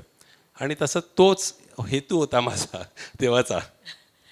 पहिल्या सहलीची गंमत जी हा म्हणजे अगदी पहिली म्हणजे टूर माझी ईशा टूर्सच्या हा माझी ईशा टूरची पहिली टूर ही आत्तापर्यंतची एकमेव अनसक्सेसफुल म्हणा किंवा अयशस्वी पहिलीच टूर. ईशा टूरची पहिली टूर ही मी कुलू मनाली शिमला ही नॉर्मल स्टँडर्ड टूर जी मी त्याच्यानंतर कधीच नाही केली. ती ठरवली आणि मी म्हटलं तोपर्यंत मी युथ हॉस्टेलसाठी खूप काम करत होतो, व्हॉलेंटरीली काम करत होतो किंवा ट्रेकिंग वगैरे करायचो ना, आरामात 30, 40, 50 लोकं सहज यायची. तर मी म्हटलं ह्याला पण 50 लोकं तर येणारच. त्यामुळे मी आधीच गेलो, रेकी केली. त्याच्या आधी मी मनालीला एवढ्या वेळा गेलो असेल की वेगवेगळ्या ट्रेकिंगसाठी. पण म्हटलं आता हा वेगळा प्रकार आहे, आपल्याला बघायला पाहिजे काय नक्की कारण लोकांना घेऊन जायचं आहे त्यांना प्रोफेशनल पद्धतीने. म्हणून मी गेलो, हॉटेल्स पाहिली, सगळ्या गाड्या ठरवल्या आणि सगळं झाल्यानंतर एक 15-20 दिवस आधी एक लक्षात आलं की 10च लोकांचं बुकिंग झालं, त्याच्यावर नाही. मग मी तेव्हा ठरवलं की ही कॅन्सल करायची टूर. मग तेव्हा जी लोकं होती सोबत त्यांनी सांगितलं की आमची रेल्वेची तिकीटं झाली आहेत, आमच्या सुट्ट्या सँक्शन झाल्या आहेत, तर आम्ही जाणार. तू आम्हाला ऑर्गनाईज करून दे, आम्ही बाकीचं आम्ही करू. तर विचार केला की चला आपण पण जाऊया बरोबर. आणि मी त्यांच्याबरोबर गेलो आणि आर्थिकदृष्ट्या कम्प्लिटली सेटबॅक पहिल्याच फटक्यात फटका पडला. सो तो पण त्या आर्थिक फटक्याने मला एक एवढा चांगला लेसन दिला की आपल्याकडे लडाखसारखं पॉवरफुल डेस्टिनेशन असताना आपण ह्याच्या भानगडीत का पडलो कुलू मनालीच्या. आणि त्याच्या आधी लडाखला साधारण एक 10-12 वेळा मी गेलो होतो आणि प्रत्येक वेळेला एकदम सुपरहिट टूर असायचे. तेव्हा त्या हे नव्हत्या, कमर्शियल टूर नव्हत्या त्या. जस्ट आपल्या हे सगळे मित्रमंडळी जमा करा आणि त्यांच्याबरोबर त्यांना घेऊन जायचं. आणि सगळ्या एज ग्रुपमधल्या लोकांना नेलं होतं मी तोपर्यंत. फक्त लहान मुलांना नेलं नव्हतं, कारण लहान मुलांना नेता येईल का ह्याचा पहिला माझा प्रयोग माझ्या मुलीवरच केला मी 7 वर्षाची असताना. तिला मी घेऊन गेलो होतो. तर त्याच्या आधी एवढ्या लोकांना नेलं होतं आणि मी इमिजिएटली आल्यानंतर ठरवलं की 2 गोष्टी ठरवल्या त्या दिवशी की कुठल्याही परिस्थितीमध्ये टूर कॅन्सल नाही करायची. त्याचं कारण मला तेव्हा कळलं. म्हणजे एक लेसन म्हणतात ना, काही वेळेला आपल्याला ती परिस्थिती देते की लोकांनी बुकिंग केलं आहे आपल्याकडे, आपल्यावर विश्वास ठेवून त्यांचा वेळ आणि पैसा इन्व्हेस्ट केला आहे. तर आपला अधिकारच नाहीत की माझं नुकसान होणार म्हणून मी तुमची टूर कॅन्सल करणार, हा अधिकारच नाही आहे. त्यामुळे ती व्हायलाच पाहिजे टूर. आणि ती त्या दिवसापासून आतापर्यंत आम्ही कायम चालू ठेवलं आहे. तो एक लेसन मला मिळाला. आणि सेकंड लेसन मला मिळाला की आपल्याकडे हे नाही करायचं, आपण हे सर्वसामान्य करतात ते नाही करायचं, आपण काहीतरी वेगळं करूया आणि करायचं तर वेगळ्या पद्धतीने करूया. आणि म्हणूनच मग लडाख होतंच माझ्याकडे, एक चांगलं स्ट्रॉंग प्रोडक्ट होतं आणि चांगले कॉन्टॅक्ट्स होते माझ्याकडे. आणि ती इमिजिएटली मी टूर अनाऊन्स केली आणि अनाऊन्स केल्यानंतर विदिन 15 डेज मला 20च लोकं हवी होती, 27 लोकांचं बुकिंग झालं. आणि त्या दिवसापासून आतापर्यंत मी नंतर लडाखच्या बाबतीत किंवा कुठल्या टूरच्या बाबतीत मागे वळून नाही बघायला लागलं मला. पण तो जर पहिली टूर सक्सेसफुल झाली असती तर कदाचित मी त्याच पॅटर्नमध्ये काम करत राहिलो असतो, म्हणजे त्या ऑफबीट एक्झॉटिक अशा डेस्टिनेशनच्या मागे लागलो नसतो. आणि तेव्हा मला असं वाटलं की आपण एखादी टूर करताना आता समजा शिमला, कुलू मनाली किंवा इंटरनॅशनल टूरमध्ये सिंगापूर, मलेशिया, थायलंड किंवा स्टँडर्ड युरोप हे करणारे प्रत्येक गल्लीमध्ये प्रत्येक टूर ऑपरेटर आहे. पण हे अशा काही हटके टूर करणारे फार कमी लोक आहेत. तर मी तेव्हाचं माझं ते विचार होता, तो नंतर खरा ठरला खरं तर, की आपण असं काहीतरी करूया की आपण नंबर 1ला असायला पाहिजे आणि आपल्याला लोकांनी फॉलो करायला पाहिजे. इथे काय होणार आहे की इथे लाईनमध्ये सगळ्यांच्या लाईनमध्ये आपण मागे उभं राहायचं आणि त्यांच्या मागे मग आपण हळूहळू आपला प्रवास करायचा. आणि मला सांगायला नक्की आनंद वाटतो, आम्ही खूप छोट्या साईजने काम करतो आहे, पण आज मुंबईतले यश मोठ्या टूर कंपन्या ह्या आम्हाला फॉलो करतात. आणि ही खूप मोठा आणि गंमत म्हणजे त्या टूर कंपन्यांमध्ये माझे काही मित्र आहेत, ते सांगतात की जेव्हा आता ही ईशा टूर्सनी सक्सेसफुल केली आहे ना टूर, तर ही लावा आता. सो आम्ही खूप छोट्या स्केलवर काम करतो आहे, पण ह्या मार्केटमध्ये असलेलं जे नाव कमवता आलं आहे ते मला वाटतं त्याला पैशात मोजता नाही येणार. पण तो जो मुख्य तुम्ही ब्रीदवाक्य ठेवलं आहे की लोकांचा पैसा आणि लोकांचा वेळ याला पूर्णपणे न्याय देणं, हे ईशा टूर्सचं जे महत्त्वाचं ब्रीदवाक्य आहे. मला वाटतं त्याच्यामुळे हे कसं आहे ना की मी मी नेहमी म्हणतो की मी एक चांगला पर्यटक आहे. सगळ्यात आधी मी चांगला टुरिस्ट आहे. कारण मी टुरिस्टना काय हवं आणि काय नको ह्याची मला कल्पना येते. आणि मला त्यामुळे आमच्याकडे ही पद्धत नाही आहे फीडबॅक फॉर्म भरून घ्यायची. कारण आम्हाला कळतं की आम्ही काय चुका केल्या आहेत त्या. मला सांगायची गरज नाही लागत. कारण आणि मला वाटतं ह्या ग्रुपमध्ये साधारण एक 50 एक लोक आहेत ज्यांनी माझ्याबरोबर खूप टूर केल्या आहेत आणि ते त्याचे नक्की साक्षीदार आहेत त्या सगळ्याचे. त्यामुळे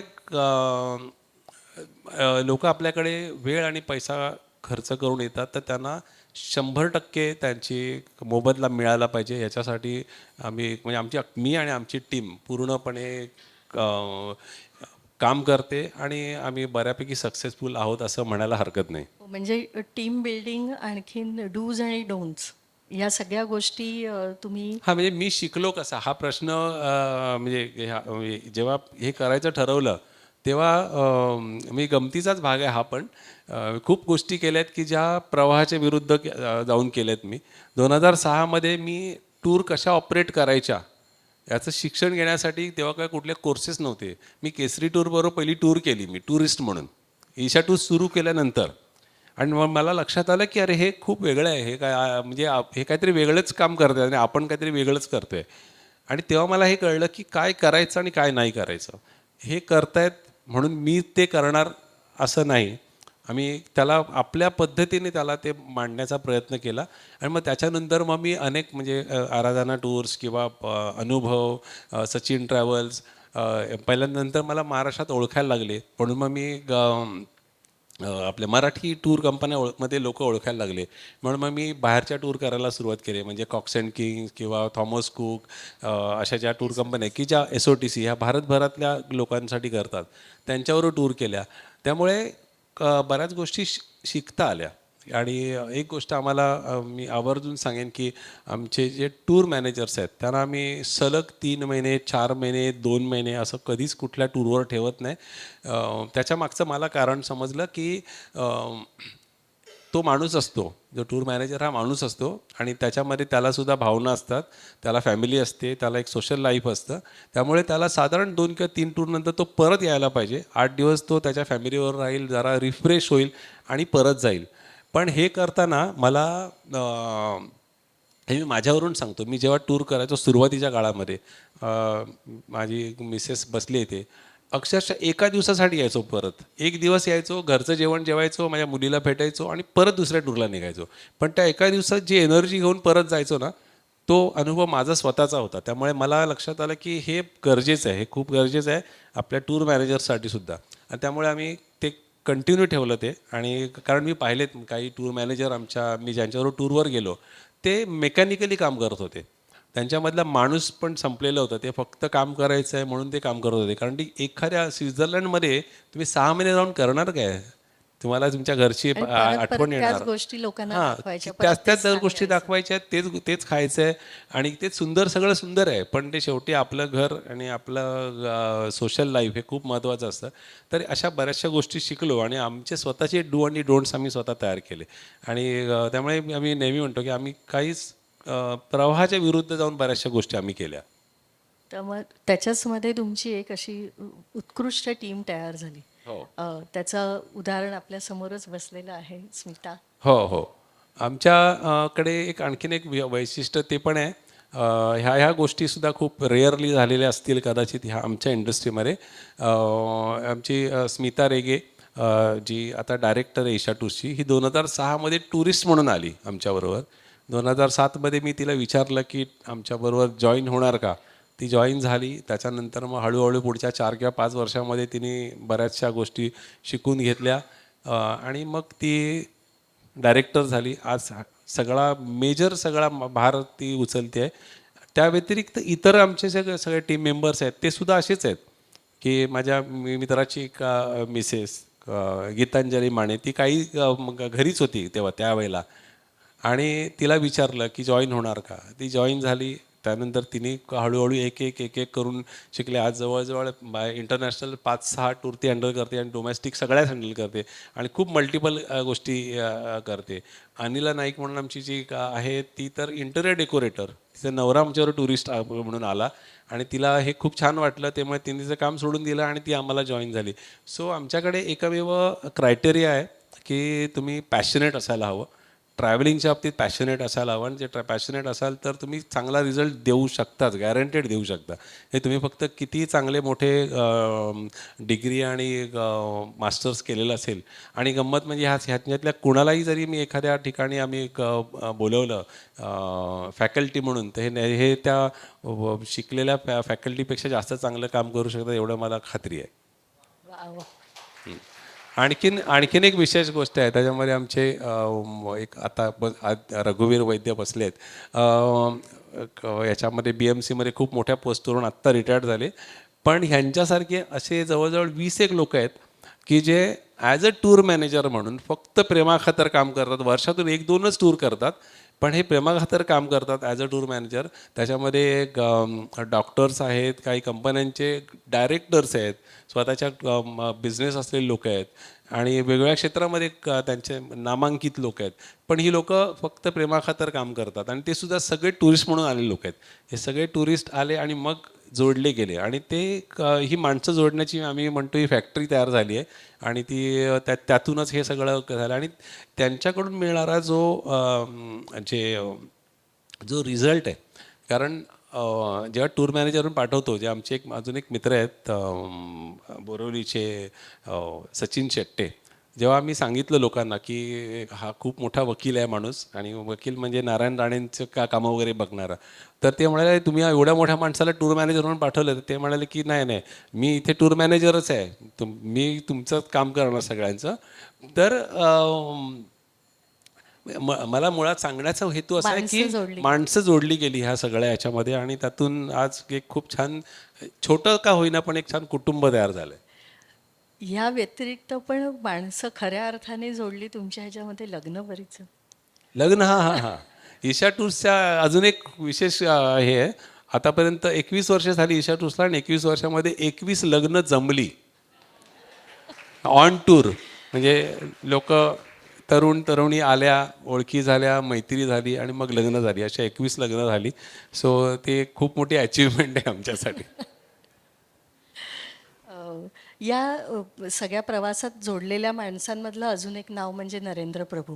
हो, त्यांनी लेखनाला तुमच्या चालना दिली, तुमच्यासाठी लेखन हो. केलं. ते सुद्धा नरेंद्र प्रभू हे स्वतः त्यांची एक फर्म आहे, सॉफ्टवेअर फर्म आहे त्यांची.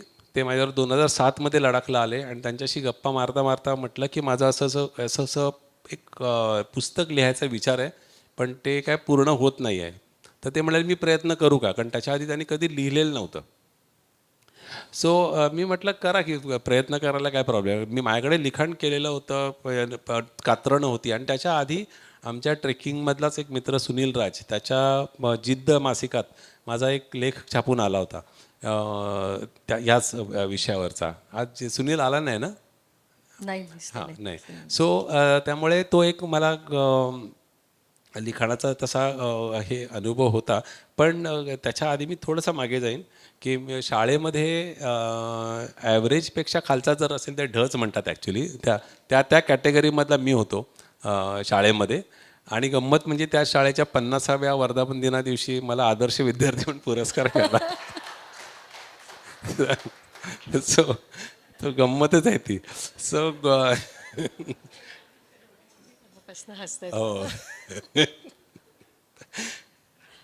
तर त्यामुळे मला आमचा मित्र विनायक परब, जो आता लोकप्रभाचा संपादक होता आणि त्याच्या आधी लोकसत्तामध्ये होता, तर त्यांनी मला पहिल्यांदा मी 2005 मध्ये लडाखला गेलो होतो, विंटर लडाख बघायला. आणि त्याच्यानंतर मी लिहून काढलं होतं फक्त की कात्रण म्हणून लिहून काढलं आणि त्याला पाठवलं की कसं वाटतंय. ते म्हणाला अरे हे मस्त आहे, मी छापणार आहे. तर छापू ना. तर म्हटलं मारे लोकसत्तामध्ये लिहून येणार मग काय. आणि त्यांनी गोठलेलं लडाख आणि हे पुस्तक छापलं. त्याच्यानंतर तो लेख मला वाटतं एक 50 ठिकाणी तरी छापला गेला असेल. पण त्यांनी कॉन्फिडन्स दिला आणि मला लक्षात आलं की आपल्याला पर्यटन किंवा प्रवास वर्णन ह्याच्यामध्ये आपल्याला लिहिता येतं म्हणण्यापेक्षा ते खरं तर आपोआप येतं. ते माहीत नाही ते कुठून येतं. ते शब्द पण आपोआप जोडले जातात आणि ते कागदावर येतात. आता ते मोबाईलमुळे सोपं झालं आहे, पण पूर्वी ते लिहायला लागायचं. लिहायला मग लागायचं त्यानंतर मग खूप सिरीजमध्ये मी लिखाण सुरू केलं होतं आणि त्याच्यामध्ये प्रभू भेटले. प्रभूंनी मला अनेक वेळा मग त्यांना म्हटलं मी की तुम्ही माझ्यावर लडाखला परत या. ते ऑलरेडी जाऊन आले होते. तर ते म्हणाले हा अख्खा रूट मला करायचा जो तू केला आहेस. आणि तो मी त्यांना पहिल्यांदा ॲज अ को लीडर म्हणून नेलं त्यांना आणि ते आले. त्याच्यानंतर ते आता मला वाटते 25 टूर झाले त्यांच्या लडाखच्या ॲज अ को लीडर. सो एकदा गेले, दोनदा गेले, तीनदा गेले आणि जेव्हा जेव्हा जायचे तेव्हा प्रत्येक वेळेला लिखाणात बदल यायचा त्यांना त्यांच्या स्वतःच्या अनुभवावरून. आणि ते मग त्यांनी मग शेवटी त्या पूर्ण केलं आणि त्याचं परत त्या पुस्तक प्रत्यक्षात येण्याचं जे हे आहे क्रेडिट आहे ते पण स्मितालाच जातं, कारण ती खूप मागे लागली होती.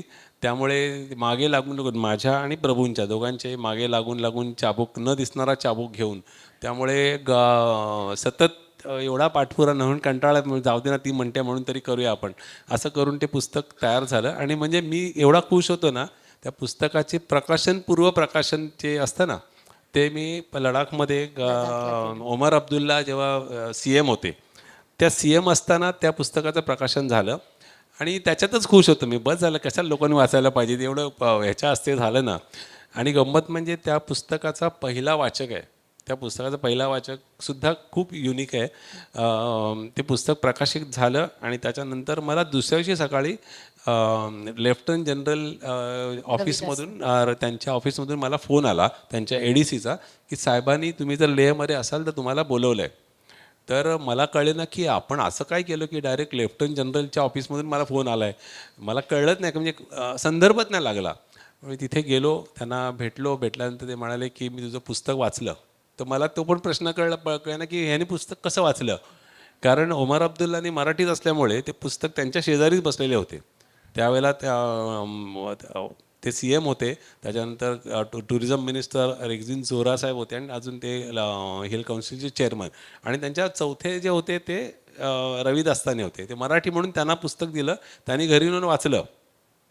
ते घरी येऊन वाचलं त्यांच्या आणि त्यांनी मला दुसऱ्या दिवशी बोलवलं आणि त्याच्यानंतरची 3 वर्ष ते तिथे असताना म्हणजे आमच्याकडे रेड कार्पेट होतं अक्षरशः. म्हणजे आर्मीच्या ह्याच्यामध्ये म्हणजे खूपच त्यांनी आमची उठबस केली त्या काळात. सो तर त्याच्यामध्ये मी एवढा खुश होतो ना की म्हणजे आत्मसंतुष्ट म्हणता येईल त्यावेळेला. 3 वर्ष गेली त्याच्यानंतर ॲक्च्युअल पुस्तक घ्यायला. तर त्याच्यामध्ये स्मिताचा वाटा खूप मोठा आहे, कारण तिने सतत पाठपुरावा करून करून करून ते पुस्तक शेवटी प्रकाशित करायला लावलं. आणि सांगायला मला नक्की आवडेल की त्या पुस्तकाचं जे आता इंग्लिश आवृत्ती आहे ती सुद्धा इंग्लिश आवृत्तीचं जे ट्रान्सलेशन आहे भाषांतर ते स्मितानी केलं आहे पूर्णपणे. आणि आता त्याचं आणि त्या इंग्लिश पुस्तकाचं प्रकाशन अमेरिकेमध्ये पद्मविभूषण डॉक्टर रघुनाथ माशेलकरांच्या हस्ते झालं इंग्लिश पुस्तकाचं. त्यामुळे त्या पुस्तकाचा प्रवास इटसेल्फ एक वेगळा आहे, एक वेगळाच प्रवास आहे. मुंबईमध्ये पहिलं प्रकाशन डॉक्टर PS रामाणी, रेणू गावस्कर, प्रवीण आमरे यांच्या हस्ते झालं. नंतर मग सेकंड निनादराव बेडेकरांच्या हस्ते झालं. त्याच्यानंतर तत्कालीन तेव्हाचे CM आपले फडणवीसांच्या हस्ते. त्याच्यानंतर मग चौथं प्रकाशन सिडनीमध्ये पुन्हा तेच डॉक्टर रघुनाथ माशेलकरांच्या हस्ते झालं होतं. आणि नंतरचं सचिन तेंडुलकरच्या हस्ते झालं. सो त्या पुस्तकाची उंची एवढी आहे ना की म्हणजे हा जो एक प्रवास वेगळाच ह्याचा झाला आणि एकही पुरस्कार मिळाला नाही त्या पुस्तकाला. त्याचं कारण म्हणजे आमचे जे प्रकाशक होते त्या प्रकाशकांना हे माहीत नव्हतं किंवा राहून गेलं. ते एका वर्षातच ते पुस्तक याच्यासाठी पाठवायचं असतं, रजिस्टर करायला लागतं. तर ते त्यांनी केलं नसल्यामुळे त्याला काही पुरस्कार नाही मिळाला. पण हे असे पुरस्कार खूप मिळाले. पुस्तकाचा विषय चालू आहे म्हणून मग पुरस्काराविषयी नंतर बोलूच आपण. पण आत्माची डायरी या ह्याच्यामध्ये आपल्याला भेटलेले अनेक मान्यवर आता मग त्याच्या आधी मग मी ह्या पुस्तकाचा ना मला मिळालेला सगळ्यात मोठा पुरस्काराबद्दल सांगतो. तो सांगा. चालेल. जो ॲक्च्युअल नाही मिळाला पण तो पुरस्कार मानतो मी. सकाळी 6:30 वाजता मला एक फोन आला एका मुलीचा की सॉरी मी तुम्हाला ह्यावेळी उठवते आहे, पण कारण पण तसंच आहे, मला तुमच्याशी बोलायचं आहे. तर मला पहिल्यांदा कळेना की बापरे 6:30 वाजता एक मुलगी फोन करते आणि मला म्हणते मला बोलायचं आहे तुमच्याशी. तर मी म्हटलं ठीक आहे बोल म्हटलं. ती म्हणाली तुमचं पुस्तक मी रात्रभर वाचून पूर्ण केलं, पण आत्ता मी तुम्हाला थँक्यू म्हणायला फोन केला आहे, कारण जे पुस्तक वाचताना जो काय प्रसंग होता ना तो माझ्या अंगावर आत्ता पण शहारा येतो आहे. ती मुलगी रात्री 2:30 वाजता आत्महत्या करण्यासाठी तिने गळफास लावला होता आणि ते लावत असताना काहीतरी झडपडलं आणि ते पुस्तकाला हात लागला आणि ते पुस्तक खाली पडलं. आणि पुस्तक खाली पडल्यानंतर पहिल्यांदा तिने जे पुस्तक उचलण्याच्यासाठी जेव्हा ते जे पान उघडलं गेलं त्याच्यामध्ये होतं मृत्यूचे तांडव, त्या त्या त्या ह्याचं नाव, चॅप्टरचं नाव. आता तिचा संबंध मृत्यूशीच होता, त्यामुळे ते मृत्यूचे तांडव म्हणून ते एक पान वाचलं तिने. ते वाचताना लक्षात आलं काहीतरी आहे याच्यात, म्हणून तिने ते पूर्ण पूर्ण प्रकरण वाचलं आणि पहिल्यापासून परत सुरुवात केली. आणि तिने बघितलं की ही माणसं जगण्यासाठी काय काय काय काय प्रयत्न करतायत आणि आपण आपलं जीवन संपवायचा प्रयत्न करतो आहे. सो तिला त्यातून काहीतरी प्रेरणा मिळाली असेल. तर आजही ती कॉन्टॅक्टमध्ये. तिने फक्त एवढंच सांगितलं की ही गोष्ट तुमच्यात आणि माझ्यात असेल, ती कोणाला कळली नाही पाहिजे, पण तुमच्यापर्यंत पोचावी अशी मला हे वाटते, कारण तुमच्या पुस्तकाने माझा जीव वाचवला आणि मला वाटतं की तो सगळ्यात मोठा पुरस्कार मला वाटतो त्या. परत आपण आत्म्याच्या डायरी. आता त्याच्यानंतर आता हे नंतर सेकंड बुक जे आहे ते हे प्रवासी गीतं माझे हे पुस्तक. त्याच्यामध्ये माझा जगभरातला प्रवास आहे तेव्हाचा, म्हणजे जवळजवळ पुस्तक छापून पण बरीच वर्ष आली, त्याच्यानंतर बऱ्याचशा माझ्या टूर झाल्या. तर जगभरातला प्रवास आहे त्याच्याबद्दलच्या माहिती आणि अनुभव. ॲक्च्युली ते अनुभवांवरती बेस असलेलं पुस्तक आहे, फक्त हे नाही आहे म्हणजे पर्यटनाची प्रवास वर्णन नाही आहे, फक्त त्याच्यामध्ये माहिती आणि अनुभव पण आहेत. सो ते पुस्तक दुसरं झालं. आणि तिसरं पुस्तक हे म्हणजे एक आमच्या थँक्स टू पॅन्डेमिकमध्ये मी असंच सहज लिहायला घेतलं की आपल्याला भेटलेली माणसं हा विषय लिहायला घेतला. आणि पहिलं मी लिहिलं विजयपथ सिंघानियांवर, रेमंडचे. त्यांचा अनुभव पण खूप छान आहे, तर त्यांच्यावर लिहायला घेतलं. ते लिहिलं आणि मी फेसबुकवर टाकलं. लोकांना खूप आवडलं ते. खूप लोकांनी त्याला चांगला प्रतिसाद दिला. तेव्हा करायला काय काय नव्हतं, कोणालाच काय, सगळेच फ्री होते, त्यामुळे लोक वाचत होती. आणि मग नंतर लगेच दुसऱ्या दिवशी मी बाळासाहेब ठाकरेंवर लिहिलं, तिसऱ्या दिवशी सचिन तेंडुलकरवर लिहिलं, चौथ्या दिवशी रेणू गावस्करांवर लिहिलं. मग असं करत करत म्हणजे त्या सलग 15-20 दिवसामध्ये म्हणजे अक्षरशः म्हणजे हात चालत होता म्हणायला हरकत नाही, मोबाईलवर होतं ते चालत होतं आणि ते मी ते लिहायचो आणि प्रभूंना पाठवायचं. प्रभू मग त्याच्यावरती सगळे संस्कार करायचे आणि मला परत पाठवायचे, मग मी पोस्ट करायचो. असं सतत चालू होतं आणि जवळजवळ 38 लोकांवरती मी लिहिलं त्यावेळेला. आणि खूप सगळी मोठी मोठी लोकं आहेत की ज्या लोकांपर्यंत पोचणं फार कठीण असतं सर्वसामान्यांना. जसं पद्मविभूषण रघुनाथ माशेलकर आहे, डॉक्टर रामाणी आहेत. माझ्या आईवर पण लिहिलं आहे, त्या पुस्तकाचं पहिलं प्रकरण माझ्या आईवरच आहे. तर अशा खूप लोकांवर लिहायला सुरुवात केली. आणि त्यानंतर कधीतरी नंतर आत्ता वाटलं की हे पुस्तक प्रकाशित व्हायला पाहिजे, पुस्तक रूपात प्रकाशित व्हायला पाहिजे. आणि मग त्यातून आता प्रभूंनीच काय की त्यांच्याकडे ना ते सगळे अधिकार असतात ना, ते सगळे अधिकार त्यांच्याकडेच असतात. मी ते म्हणतात त्याला हो म्हणतो. ते म्हणाले की 38 नको, 21च असू देत. म्हटलं ठीक आहे, 21 तर 21, तुम्ही म्हणता 21 तर 21. तर आता 21 लोकांची मागची हे अशी आहे की मी आता तुम्हाला बऱ्याचशा गोष्टींना एक टायटल देता येईल, एक किंवा नेवर गिव्ह अप, किंवा सर्वसामान्य माणसं, ही मोठी माणसं, खऱ्या अर्थाने मोठी माणसं किती जमिनीवर असतात ह्याचे अनुभव मी एवढ्या वेळा घेतले आहेत. म्हणजे सचिन तेंडुलकरचा अनुभव सांगायचा तर सचिनबरोबर समोरासमोर बसून अनेकदा, मी आता अलीकडच्या काळात तर अनेकदा झालं, तो समोर बसला आहे आणि आम्हाला चहा विचारतो आहे, आम्ही चहा पितो आहे आणि मग सचिन मला करून दाखवतो. सचिनने चहा विचारला आणि नंतर मग आम्हाला चहाबरोबर काय खाणार काय विचारलं. तर मी काय नाही म्हटलं, पण त्यांनी जे केलं ना, आता थारी होती अशी बुडवली, अशी अशी केली आणि खाल्लं. खारी त्याच्या- बिस्किट बुडवून खाणं खारी तर मी सर्वसामान्य मराठी त्या माणसं. दिवसापासून मी माझी मुलगी मला खूप शिकवते की टेबल मॅनर्स हे ते वगैरे. म्हटलं रे सचिन तेंडुलकर करतो तर आपण काय आहे? हे किती साधं असावं माणसाने, असं म्हणजे याच्यातून साधेपणा दिसतो आपल्याला. सो पण त्याचा मी साधेपणा अशा सगळ्याच लोकांचा म्हणजे आपले रघुनाथ माशेलकरांबरोबर 3 दिवस होतो मी सिडनीमध्ये एकत्र. आम्ही एकत्र 3 दिवस होतो. खूप म्हणजे हे जे मी म्हणतो ना की काय कमावलं तर हे मी खूप खूप जास्त कमावलं. ह्या लोकांची संगत मिळाली मला, तसं खूप मिळाली. आणि हे कुठेतरी यायला पाहिजे. त्यामुळे त्यांच्याबद्दल मी काय लिहिणार, त्यांनी केलेल्या कर्तृत्वाबद्दल. त्याच्यामुळे त्यांच्याबद्दल मी काय नाही लिहिलं. मी माझा आणि त्यांचा झालेला जो काही इंटरॅक्शन आहे त्याच्याबद्दल लिहिलं आहे आणि ते पुस्तक रूपात येतं आत्माची डायरी म्हणून. ह्याच्यामध्येच आपण वीरमाता अनुराधा गोरे, हां, वीरमाता यांची अनुराधा गोरेंबद्दल पण त्याच्यात आहे. हो हां, नंतर अधिक शिरोडकर. हो. अधिक शिरोड म्हणजे खूप लोक आहेत म्हणजे याच्यात. हे काही काही नावं जी मी घेते आहे की ही कदाचित तुमच्या आयुष्याला एक वेगळं वळण हो, देणारी. प्रत्येकाने काही ना काहीतरी शिकवलं आणि प्रत्येकाकडून शिकलो मी. शिकवलं म्हणण्यापेक्षा मी शिकलो आणि त्यांच्याकडून चांगल्या गोष्टी ज्या आहेत त्यांच्याकडच्या त्या घेतल्या. अधिक शिरोडकरांबद्दल मी सांगतो, छान त्यांचा एक्सपिरियन्स आहे.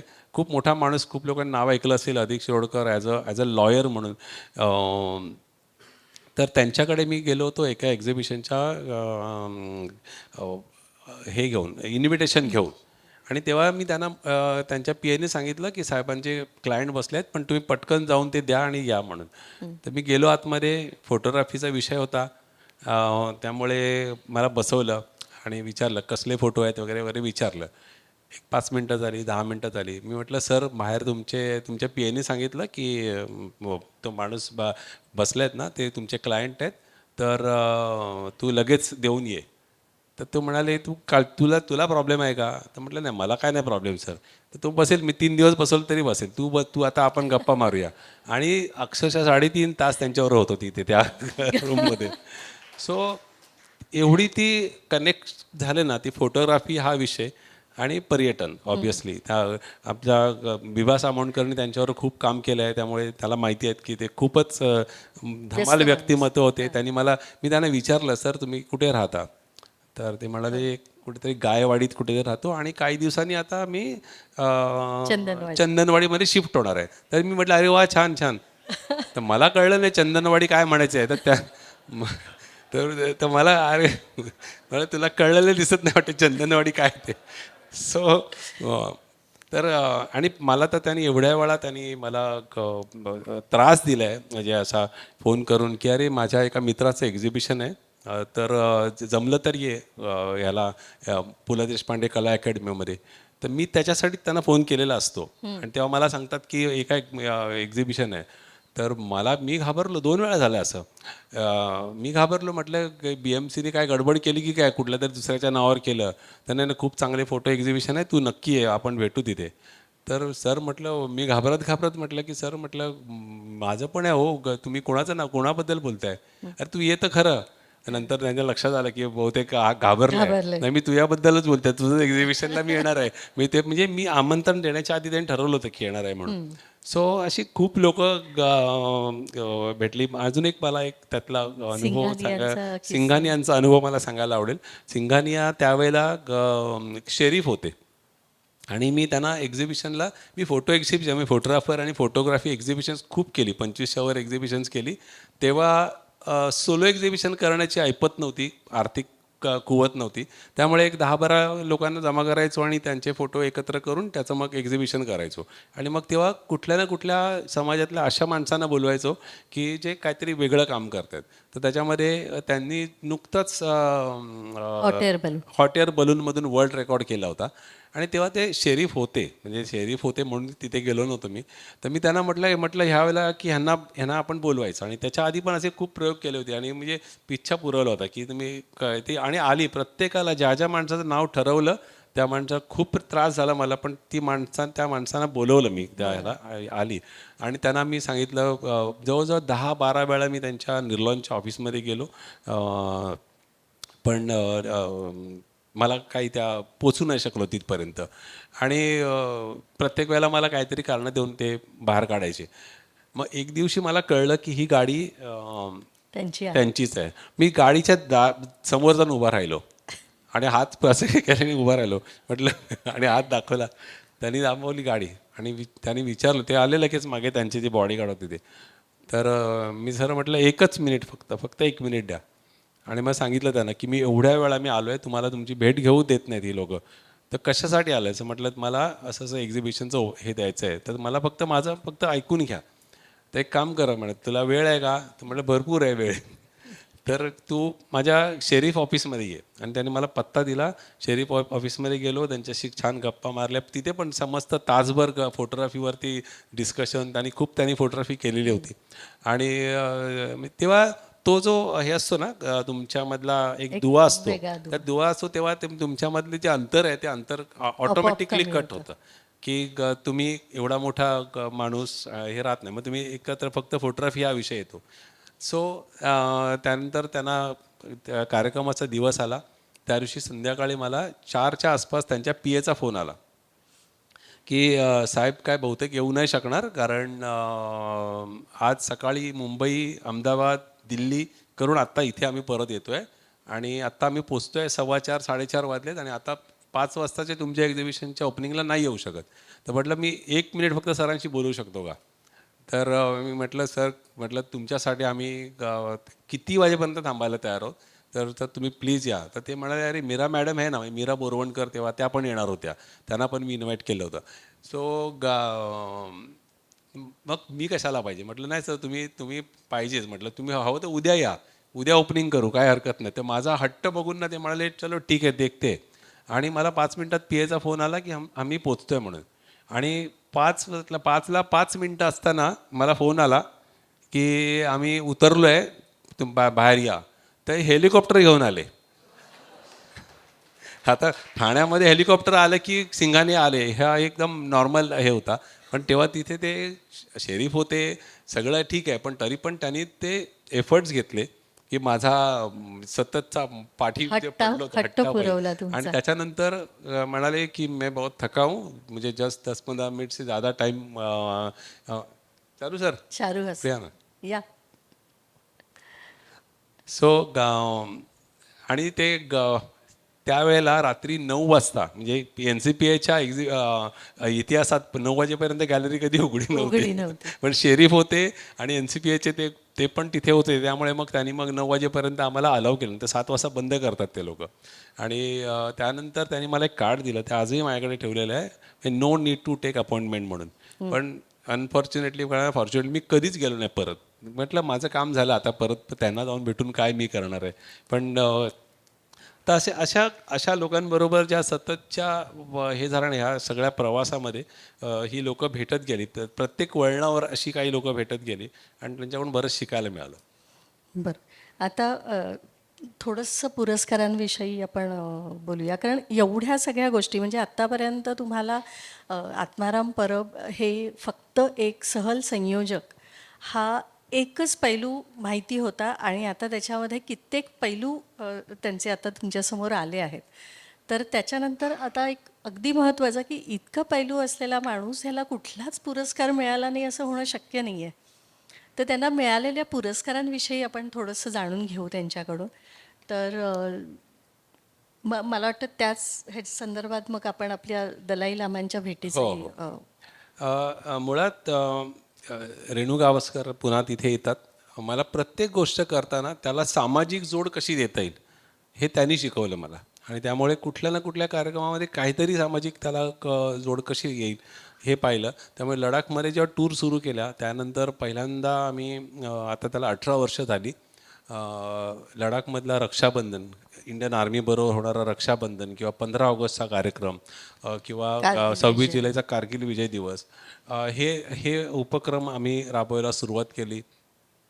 त्यानंतर मग मला पहिल्यांदा आम्हाला 2009मध्ये पायोनियर इन फॅमिली टुरिझम म्हणून एक पुरस्कार मिळाला लडाखमध्ये. त्यानंतर मी एकमेव भारतीय आहे की ज्याला ट्रू फ्रेंड ऑफ लडाख हा पुरस्कार मिळाला लडाखच्या टुरिझम डिपार्टमेंटकडून. त्या व्यतिरिक्त अनेक पुरस्कार म्हणजे इतर जे असतात बिझनेस रिलेटेड जे असतात बिझनेस एक्सलन्स अवॉर्ड त्याला म्हणतात ते मिळाले. पण काही आणखीन एक पुरस्कार तर तुम्ही सांगितलात की जो खऱ्या अर्थाने पुरस्कार नाही पण त्या मुलीचा जीव हा वाचला. तो तर त्या पुस्तकाच्या ह्याने पुस्तकाच्या रेफरन्समधून आहे. मी काही गोष्टी लिहून आणल्या कारण काय आहे, एवढ्या गोष्टी केल्यात ना आयुष्यात लक्षात नाही राहत. बॉर्निओ देशातला नाही नाही बोर्निओ नंतर बोलूया आपण शेवटी शेवटी. सो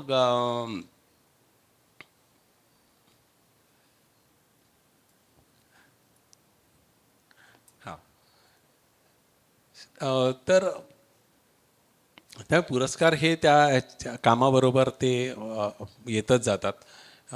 पण लोकांचं मिळालेलं जे प्रेम आहे ते त्याबद्दल मी नक्कीच सांगेन की त्याला मी पुरस्कार समजेन. जेव्हा 2020मध्ये पॅन्डेमिक जेव्हा आलं होतं त्या काळामध्ये जो सपोर्ट आम्हाला आमच्या टुरिस्टकडून मिळाला त्याला मी वेगळा पुरस्कार म्हणून हे म्हणजे समजतो.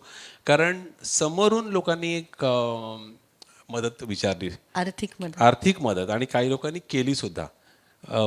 की आता तुम्हाला गरज आहे, बिझनेसमध्ये गरज आहे, त्यामुळे ती अशी आर्थिक मदत केली. अनेक लोकांनी ओपन हे दिलं होतं की ज्या वेळेला तुला गरज वाटेल त्यावेळेला तू सांगायचं. काही लोकांनी सांगितलं की आमच्याकडून पैसे आत्ता घे, नंतर जेव्हा कधी टूर चालू होतील तेव्हा तू ॲडजस्ट कर. तर हा जो विश्वास आणि हा जो कॉन्फिडन्स मिळाला किंवा 2020मध्ये मी पहिल्यांदा नोव्हेंबरमध्ये आम्ही जेव्हा टूर केली एक कुलू मनाली शिमला, म्हणजे ती ॲक्च्युली कुलू मनाली शिमला नव्हती पण ते जरा ऑफबीट हिमाचल काहीतरी करूया असा विचार केला. तेव्हा पहिली टूर होती आमची ती. आणि त्या पहिल्या टूरमध्ये 6 महिन्याच्या गॅपनंतर आम्ही फक्त सांगितलं मुंबई चंदीगड मुंबई एवढा प्रवास आम्ही करणार आहोत. काय बघणार, कुठे राहणार हे माहिती होतं कारण आमचं म्हणजे स्वतःचंच असल्यासारखं आहे. आमचे एक मित्र आहेत, त्यांचं कॉटेजेस आहेत, तिथे राहणार होतो. पण काय बघणार, काय बघू शकणार, किती खर्च होणार हे काहीच माहीत नव्हतं.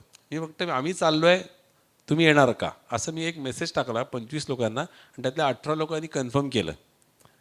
तो जो कॉन्फिडन्स दिला मला त्या मोमेंटने की आपल्यावरती लोकांचा प्रचंड विश्वास आहे आणि आपल्या शब्दावरती लोक येत आहेत. म्हणजे काही माहीत नसताना हे कसं जायचं तेव्हा ते फॉर्म्स भरायला लागायचे, RT-PCR करायला लागायचा, हे असतानासुद्धा लोकं आली आणि त्या टूरला आम्ही फक्त धमालच केली. फक्त म्हणजे अक्षरशः खूप खूप मस्ती केली आम्ही त्या टूरवर. आणि त्यानंतर 2021मध्ये माझ्या लक्षात आलं की आपण जर फ्रंट फूटवर राहून काम केलं तर लोक आपल्यावर येणार. आणि 2021मध्ये जेव्हा सगळ्या टूर कंपन्या मेजॉरिटी सगळ्या टूर कंपन्या घरी बसलेल्या होत्या तेव्हा मी 12 महिन्यामध्ये 17 टूर मी एकट्याने केल्या. सो आणि बाकी आमचे त्या मेंबर होतेच. मग त्या हळूहळू करून एक करून आमच्या सगळ्या टीम मेंबर्स जोडले गेले. पण कसं होतं, तू आहेस ना बरोबर मग आम्ही येतो असं करून लोक येत होती. आणि 2021मध्ये पहिली इंटरनॅशनल टूर तीसुद्धा आम्हीच केली. त्याच्यामध्ये आमचे सुहास प्रभू आणि त्याची मिसेस दोघे त्या टूरला होते. सो तेव्हा गंमत म्हणजे मुंबईमध्ये एक टुरिझम या विषयावर एक महाराष्ट्र शासनाचा कार्यक्रम होता आणि त्या कार्यक्रमामध्ये डिस्कशन चालू होतं की ह्याच्यातून मार्ग कसा काढायचा आणि कसं करायचं. त्यावेळेला त्यांनी अनाऊन्समेंट केली की एक टूर कंपनी ऑलरेडी स्वित्झर्लंडमध्ये काम करते आहे, टूर घेऊन गेली आहे, आपण इथे गप्पा मारतो आणि तिथे ते गेलेले आहेत. सो त्या लोकांनी टाळ्या वाजवल्या होत्या की त्याच्यासाठी तेव्हा हा होता आदित्य ठाकरे, मला वाटतं तेव्हा टुरिझम मिनिस्टर होता. टुरिझम मिनिस्टर होता. सो आम्ही तो पण मान मिळवायला म्हणायला हरकत नाही. पण हे सगळं केल्यामुळे थोडंसं फॅमिलीवरती खरं तर तो हे होता कारण ती रिस्क होती. आणि मी जेवढ्या वेळा बाहेर पडणार तेवढ्या वेळा मी तेवढा तो विषाणू परत घरात घेऊन येणार. पण तो पर्यायसुद्धा नव्हता कारण कळत होतं की एवढं सगळं उभं केलं आपण ते एका वेळेला कोलमडून पडेल की काय अशी जी भीती वाटत होती. पण मला खूप लोकांनी काही ऑफर पण केल्या की आमच्याबरोबर जॉईन हो. त्याच्यातले आमचे ॲग्नेलो राजेश आताडे आहेत किंवा आमचे समोर बसलेले आमचे मित्र आमचे सॉरी रोहित राहुल आहेत. सो या लोकांनी खूप सपोर्ट केला, म्हणजे मेंटल जो सपोर्ट असतो तो खूप केला. आम्ही तुमच्या सोबत आहोत. सो आणि त्याच्यामध्ये नाही, मगाशी मी म्हटलं ना, रोहित अग्नोल राजेश आथाडे, त्यांनी मला एक खूप छान पदवी दिली. हां, हो. ती ती म्हणजे पॅशनप्रेन्युअर. म्हणजे एंटरप्रेन्युअर सगळ्यांना माहिती असतं, पण पॅशनला धरून काम करणारा म्हणून पॅशनप्रेन्युअरने असं नाव दिलं मला, टायटल. आणि त्याला छंद उद्योगी. आणि त्याला डॉक्टर PS रामाणे, प्रेमानंद रामाणे ह्यांनी मराठीकरण केलं त्याचं, छंदी उद्योगी. आणि मी आतापर्यंतपासून, तेव्हापासून आतापर्यंत ते उद्योगच करत राहिलो आहे. आणि आम्ही असं म्हणतात की आमच्या घरात म्हणतात ना, काय उद्योगी वर्ग आहे आमचा, तसं आमच्या परळ लालबागमध्ये आम्ही सगळे उद्योगी असतो आम्ही. त्यामुळे तिथूनच ते सगळं, हे सगळं आलं आहे. नाही, त्याच्यामध्ये तुम्ही पुरस्कारांच्या ह्याच्यामध्ये दलाई लामांची हा, दलाई लामांची भेट हे पण विशेष आहे. आम्ही जेव्हा 2010मध्ये क्लाउड बस झाला होता लडाखमध्ये, तेव्हा आम्ही आमच्या परीने काम करायचा प्रयत्न केला लडाखमध्ये. जेव्हा सगळे परत येत होते लडाखमधून पळून, तेव्हा आम्ही लडाखमध्ये गेलो आणि प्रत्यक्ष पाहिलं त्या फील्डवरती कोणाला काय गरज आहे, कोणाला काय तशा गरजांची आम्ही एकंदर हे पाहिलं. आणि त्यानंतर आम्ही त्यांना आर्थिक मदत केली. आणि त्यावेळेला खरं व्हॉट्सॲप नव्हतं, पण एक मेसेजवरती, म्हणजे स्मिता तेव्हा ती काम करत होती, कारण ज्या वेळेला झालं त्यावेळेला मी केनियामध्ये होतो. मी रात्री आलो आणि दुसऱ्या दिवशी रात्री मी लडाखला गेलो होतो. तर तेव्हा मेसेजवर आम्ही एक हे टाकला होता, एक आवाहन केलं लोकांना की आपल्या लडाखी लोकांना, म्हणजे आज आर्थिक गरज असणार आहे. तर लाखांमध्ये पैसे जमा झाले आणि मग ते घेऊन आम्ही लडाखला गेलो. तर ह्याचं कुठेतरी लडाख बुद्धिस्ट असोसिएशन आहे त्यांनी आठवण ठेवली आणि मग मला दलाई लामांची भेट घडवून दिली. आणि आमची स्मिता आहे ती तर दलाई लामांबरोबर ज्या 150 डिग्निटरीजना लंचचं आमंत्रण होतं, त्याच्यामध्ये स्मिता पण एक होती. सो त्यामुळे 2 वेळा आम्हाला ईशा टूर्सला संधी मिळाली दलाई लामांबरोबर भेटण्याची. त्यामुळे ज्या वर्षी मला भेटले तेव्हापासून आतापर्यंत माझा DP बदललेला नाही. दलाई लामांबरोबरचा DP अजूनही तसाच आहे. आता त्याच्यानंतर या पुढचा कोण असेल माहीत नाही. आपण बॉर्निओ विषयी बोलणार होतो. हां, बॉर्निओ बॉर्निओमध्ये हा देश आता अलीकडे 2023मध्ये आम्हाला बॉर्निओ, हे किती लोकांनी ऐकलं आहे माहीत नाही. आता इकडच्या ग्रुपमध्ये काही लोक जाऊन आली आहेत बॉर्निओला इशाटूस बरोबर. सो एक 5 वर्षापूर्वी पहिल्यांदा बॉर्निओला पहिल्यांदा गेलो. तिथल्या फ्लोरा फाउनाबद्दल ऐकून होतो. मुळात म्हणजे जसं भारतामध्ये केलं तेच भारताच्या बाहेर केलं. आणि ज्या वेळेला असं ठरवलं की आपण जेव्हा पुढे कधीतरी आपण जेव्हा परदेशातल्या टूर करू, तेव्हा माहीत नाही कसं कुठून आलं माहिती नाही मला, पण 100 देश मला बघायचे आहेत, असं काहीतरी वेडं स्वप्न बघितलं होतं मी. सो आता 77 झाले, हां, 77 झाली 13 वर्षात. थोडेच उरलेत आता. हां, फक्त थोडेसे नाही. आता मी ऑलरेडी 150चा टार्गेट फिक्स केलं आहे. टार्गेट स्वतःच वाढवलेलं आहे. तो 100चा 150 केला 75 झाल्यानंतर. सो कारण मला लक्षात येते की आता मी लई सहज होणार आहे सगळं. सो आणि गंमत म्हणजे मी परळमध्ये राहत असताना आम्ही त्या आकाशात पण कधी विमान नव्हतं पाहिलं. तर मला कुठून आलं माहिती नाही, 100 देश बघायचे आहेत. आणि ईशा टूर्स फॉर्म केल्यानंतर 9 वर्ष लागली मला पासपोर्ट काढायला. त्याच्यानंतर मी 7 वर्ष, सॉरी, 2010मध्ये मी पहिल्यांदा केनियाची टूर केली. त्याच्यानंतर किती वेळा मी केनियाला आतापर्यंत 23 वेळा गेलो आहे. नॉर्वेला 15 वेळा गेलो आहे. आणि त्याच्यानंतर 5-5, 6-6, 8-8 वेळेला कित्येक देशांमध्ये जाता आलं आहे. म्हणजे 2022च्या जूनपासून आतापर्यंत प्रत्येक महिन्याला एक इंटरनॅशनल टूर. हे मी ठरवलं होतं की काही झालं तरी एक टूर व्हायलाच पाहिजे, महिन्यातून एक टूर व्हायला पाहिजे. घरातून जरा हे होतं, पण ठीक आहे, त्याला काय आता पर्याय नाही, त्यांच्या आलिया भोगासी तसं आहे ते. तर पण ते मी करतो आहे. आणि लकीली त्या लोकांचा सपोर्ट एवढा असतो ना की हा तू चाललायस का, चला मी पण येतो. म्हणजे कुठली तरी नवीन काहीतरी वेगळं डेस्टिनेशन असेल. तसंच ते माझं बोर्निओ आलं डोक्यात आणि तिथे काही मित्रांना घेऊन गेलो. आणि त्यानंतर यावर्षी 2023मध्ये ते एक्झॅक्टली कुठे आहे सांगा. बोर्निओ म्हणजे इंडोनेशिया मलेशियाच्या खाली असलेलं एक आयलंड आहे. आणि ते एक आयलंड जे जगातलं तिसरं मोठं आयलंड आणि 3 देशांमध्ये विभागलं आहे, इंडोनेशिया, मलेशिया आणि ब्रुनई. तर ब्रुनई हे खूप लोकांना माहीत असेल, तिथला श्रीमंत राजा त्याच्यासाठी माहीत असेल. पण ह्या बोर्निओचा जो काय एकंदर क्षेत्रफळ आहे त्याच्या 0.80% एवढाच छोटासा देश आहे तो ब्रुनई. आणि ह्या दोन्ही देशांपेक्षा जास्त त्यांची पर कॅपिटल इन्कम किंवा त्यांची श्रीमंती आहे. तर त्याच्यामुळे ते ब्रुनई माहिती होतं मला, ते ऐकलेलं होतं. पण म्हणजे बोर्निओ म्हणजे ब्रुनई असाच माझा समज होता स्वतःचा. जेव्हा पहिल्यांदा गेलो तेव्हा कळलं अरे आपण तर मलेशियात आलो आहे, म्हणजे आपल्याकडे म्हणजे तेव्हा कळलं की मलेशियात आहे. सर यावर्षी 2023मध्ये मी बोर्निओमध्ये होतो आणि स्मिता आणि आमचे काही आमच्या टूरमधले कलिग्स मुंबईच्या एका ट्रॅव्हल टुरिझम फेअरमध्ये गेले होते आणि तिथे त्यांचा स्टॉल लागला होता बोर्निओ टुरिझम डिपार्टमेंटचा.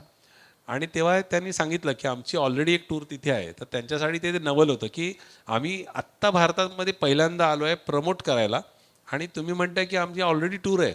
तर मग त्यांना सांगितलं की ऑलरेडी 4 वर्षापासून करतोय आम्ही. तेव्हा तर अजून जास्त जरा त्यांना शॉक झाला आणि मग त्याने आमची माहिती घेतली आणि तो आमचा तिकडचा लोकल जो सप्लायर आहे त्यांनी तो तिथे होता बोर्निओचा.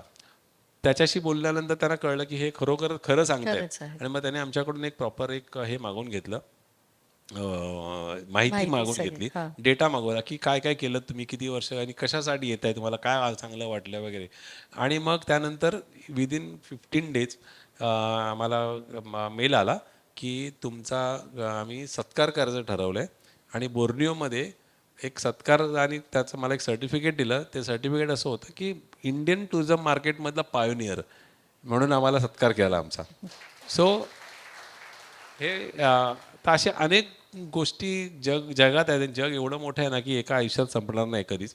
त्यामुळे नवीन नवीन नवीन नवीन शोधायला आता आणखीन मजा यायला लागली.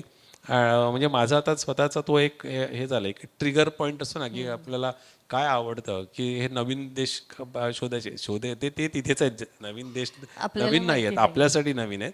आपण शोधायचे आणि लोकांसमोर मांडायचे. आणि मला माहिती आहेत की माझ्यासारखे वेडे बरेच पर्यटक असतात, ते येतात आणि इथे बरेच वेडे पर्यटक इथे आलेले आहेत काही माझ्यात. सो कारण त्याला ते वेळच पाहिजे. आता तुम्ही सर्वसामान्य गोष्टी बघायच्या असतील तर आम्हाला जाऊन युरोपमध्ये जाऊन आयफेल टॉवर बघायचं आहे, तो सगळ्यांना वाटतो, पण आम्हाला नाही वाटत ते. त्यामुळे मी पहिल्यांदा एवढ्या वर्षामध्ये मी ती टूर पहिल्यांदा ऑपरेट का केली माहिती आहे का? माझी मुलगी पॅरिसमध्ये होती म्हणून ती टूर केली आणि माझ्या बायकोला पण ते जायचं होतं म्हणून ती टूर ओपन केली. नाहीतर मी ती टूर कधीच केली नसती. मी त्या एक ना छान गंमत म्हणून सांगतो. माझ्या सचिन ट्रॅव्हल्स बरोबर मी जेव्हा टूरवर गेलो होतो तेव्हा मी माझी ओळख फोटोग्राफर म्हणून करून दिली होती आणि तिथे शेवटच्या दिवशी त्या टूर लिडरला काय बुद्धी सुचली, शेवटच्या सेकंड लास्ट डेला त्यांनी सगळ्यांची ओळख परेड केली गाडीमध्ये, चालत्या गाडीमध्ये. मी ॲज युजल मागच्या सीटवर बसायचो, मी नेहमी मागच्या सीटवर बसतो. तर आणि मी माझी ओळख करून दिली सगळ्यात शेवटी. मी आत्माराम परब नाव माहिती होतं आणि माझी स्वतःची ईशा टूर्स नावाची टूर कंपनी आहे. तेव्हा लोकांनी मागे वळून बघितलं, अरे हे कालपर्यंत हा जो आत्माराम परब म्हणत होता हा ईशा टूर्सचा आत्माराम परब, हे खूप लोकांना माहीत नव्हतं. गंमत काय होती, त्या ग्रुपमध्ये 15 लोकांनी ऑलरेडी लडाखची टूर बुक केली होती ईशा टूरची, त्याच ह्याच्यामध्ये. त्यामुळे त्यांच्यासाठी तो शॉक होता की एका टूर कंपनीचा मालक एका दुसऱ्या टूर कंपनीवर कसा जातो. तर आणि जो टूर मॅनेजर जो होता ना तो एकटा होता, मी पण एकटा होतो. त्यामुळे बाकी सगळे फॅमिलीमध्ये होते, आम्ही ते दोघे एकत्र असायचो. आणि तो बऱ्याच त्यांच्या सगळ्या आमच्यामध्ये असं असतं, आमच्यात असं असतं, आम्ही असं करतो, आम्ही तसं करतो, असं काय काय सांगायचा. तर त्याला असं वाटलं की त्याचा चेहरा पडला एकदम जेव्हा ते कळलं. तेव्हा त्याला वाटलं की आपल्या काहीतरी काय सगळ्या सिक्रेट्स ओपन झाल्या. तर मी त्याच माईकवर मी शब्द दिला की म्हटलं हा शब्द आहे माझा की कधीच ही टूर मी करणार नाही. ॲज अ टूर ऑपरेटर ही टूर मी कधीच नाही करणार. सिंगापूर मलेशिया ही माझ्या पॅटर्नमध्ये बसणारी टूरच नाही आहे. आणि गंमत म्हणजे गेल्या वर्षी तो ॲम्स्टरडॅममध्ये मला भेटला. एका टूर कंपनीचा टूर मॅनेजर म्हणून आला होता. त्याला मी म्हटलं मी तुला दिलेला शब्द अजूनही मोडलेला नाही. म्हटलं अजूनही मी ती टूर केलेली नाही आणि ती करणार नाही आयुष्यात कधीच. तर म्हणतो हो सर असं काय म्हणताय तुम्ही. म्हणजे त्याला तसं एम्बॅरेसिंग वाटलं. पण मी तेच म्हटलं की ही टूर मला स्वतःला पण काहीतरी फिरायचं आहे ना. मी तर अशा आत्तासुद्धा अलीकडच्या काळात मी अनुभवाबरोबर एक टूर केली. माझा वाढदिवस मला असं वाटलं की माझा वाढदिवस 3 देशांमध्ये साजरा व्हायला पाहिजे. म्हणून 14 डिसेंबरला निघालो, रात्री घरी केक कापला, दुसऱ्या दिवशी सकाळी इस्तांबूलमध्ये केक कापला आणि संध्याकाळी हेल्सिंकीमध्ये केक कापला. एका दिवसात 3 ठिकाणी केक कापले. आणि गंमत मी फक्त सांगितलं की मी एवढ्यासाठी तुझ्या टूरवर आलो आणि ती टूर ऑलरेडी मी ऑपरेट करत होतो, नॉर्दर्न लाईटची टूर. पण टुरिस्ट म्हणून गेलो. मी म्हटलं जस्ट मला एन्जॉय करायला, मला स्वतः नाही तर आम्ही नाही तर फक्त लोकांची कामं करत राहणार, लोकांना हे दाखव ते दाखव करणार, स्वतःसाठी कधी फिरणार. मग असं स्वतःसाठी मग थोडं थोडं मध्ये मी रेकी टूर करतो आणि रेकी टूर करून तो आनंद घेतो त्यातला. या ह्याच्यामध्ये घरच्यांचा सपोर्ट तर पहिल्याच ह्याच्यात तुम्ही सांगितलं की धर्मपत्नींनी तर सांगितलं की बाबा कुठेही मला सोबत घेऊन जाऊ नको. आईचा सपोर्ट आणि तुमच्या सहकाऱ्यांचा पण, कारण जी टीम इकडे बॅकएंडला काम करत असते तर त्यांचाही सपोर्ट. नाही, आता तुम्ही आईचं नाव घेतलं म्हणून आई म्हणजे जेव्हा मी नोकरी सोडायचा निर्णय घेतला तेव्हा मला ना 2-3 कॉमन वाक्य मला खूप लोकांनी समोरूनच सांगितली की दळभद्री आहे एकदम निर्णय तुझा, त्याच्यानंतर भिकेचे डोहाळे लागलेत तुला वगैरे वगैरे वगैरे. तर ते 2च लोकांनी मला सपोर्ट केला. एक होती आई आणि दुसरी कांचन म्हणजे बायको. 2च लोकांनी सपोर्ट केला मला. आणि त्याच्यात गंमत म्हणजे जेव्हा नोकरी सोडली आणि 6 महिन्यानंतर आमच्या घरामध्ये एकदा रविवारचा दिवस, मालवणी माणूस, रविवारचा दिवस आमच्याकडे साधं डाळ भात आणि बटाट्याची भाजी होती. आणि आमच्या घरात काम करणारी मुलगी होती, तिला विचारलं आमच्या सासूने की आज काय जेवण केलं. तिने सांगितलं हा मेन्यू. तिने लगेच पोरीला फोन केला, बरं चाललंय ना, नोकरी सोडली आता खायला पण डाळ भात खायला लागतोय. तेव्हा तिने एकदम डाळभाटावर म्हणजे मासे नाही. आणि गंमत म्हणजे मला त्या म्हणाल्या बिचाऱ्या, हो का मी तुम्हाला नोकरी बघून मुलगी दिली होती, मी नोकरी सोडते तर कसं चालणार आहे. म्हटलं तुमच्याच मुलीने मला परवानगी दिली आहे, म्हटलं तुम्ही आता काही नाही करू शकत.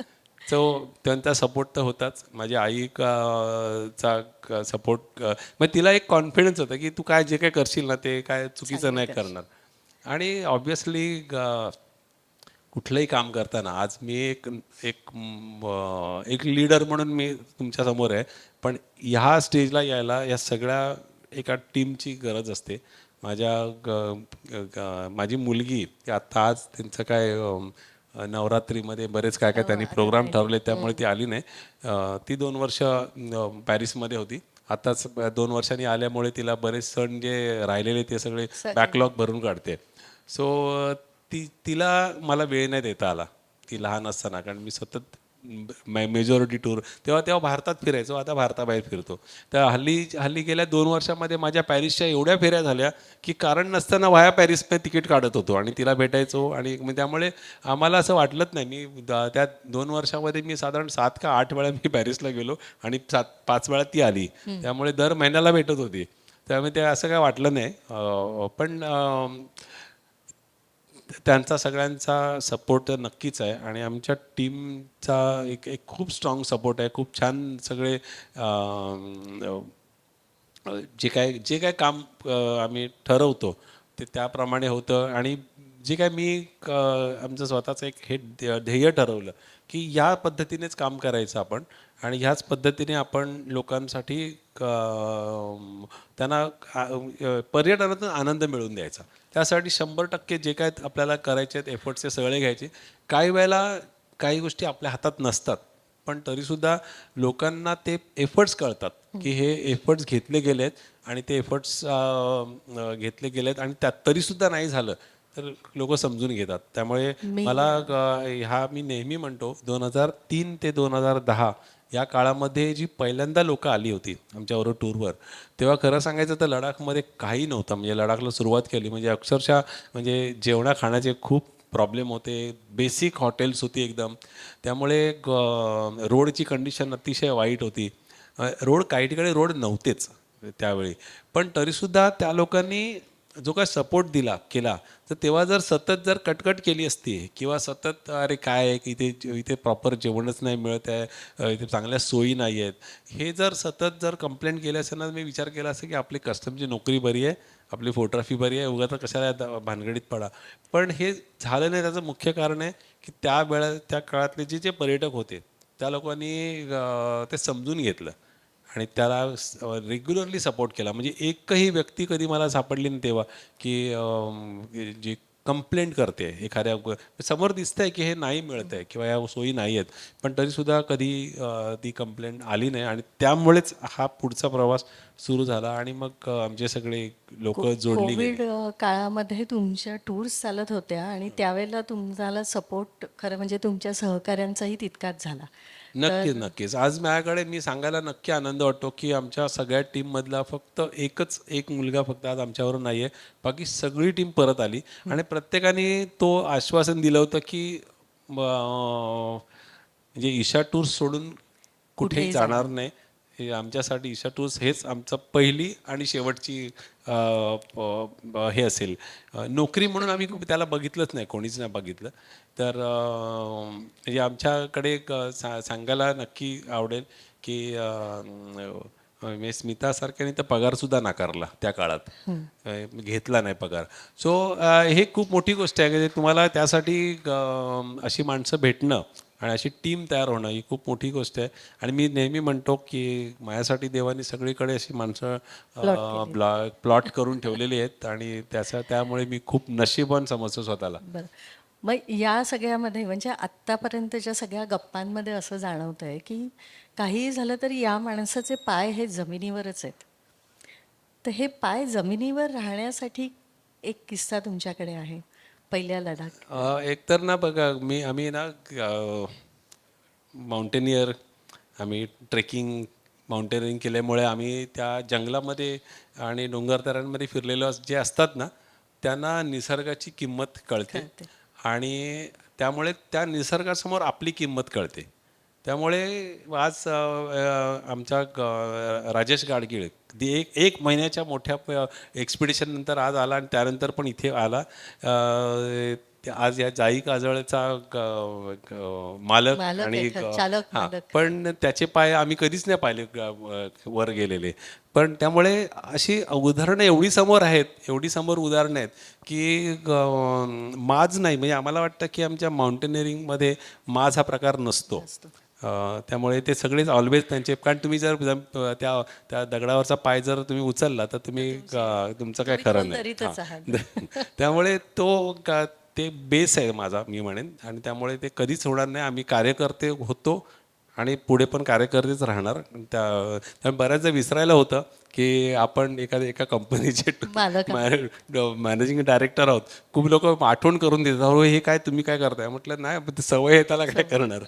तर मी ह्याच्यावर एक खूप छान उदाहरण देतो. 2005मध्ये माझ्याबरोबर एक खूप मोठे डेप्युटी कमिशनर त्या काळातले आले होते आणि त्यांनी मनालीहून आम्ही तेव्हा टूर स्टार्ट करायचो लडाखसाठी. आणि ती टूर चालू करताना त्याच दिवशी गेलो त्याच दिवशी कळलं की रोड पुढचा ओपन उद्या होणार आहे. त्याच्या आधी ओपन झालाच नव्हता, कारण जूनमध्ये ओपन व्हायचा. आता हल्ली तर मार्चमध्येच होतो आहे. हो. सो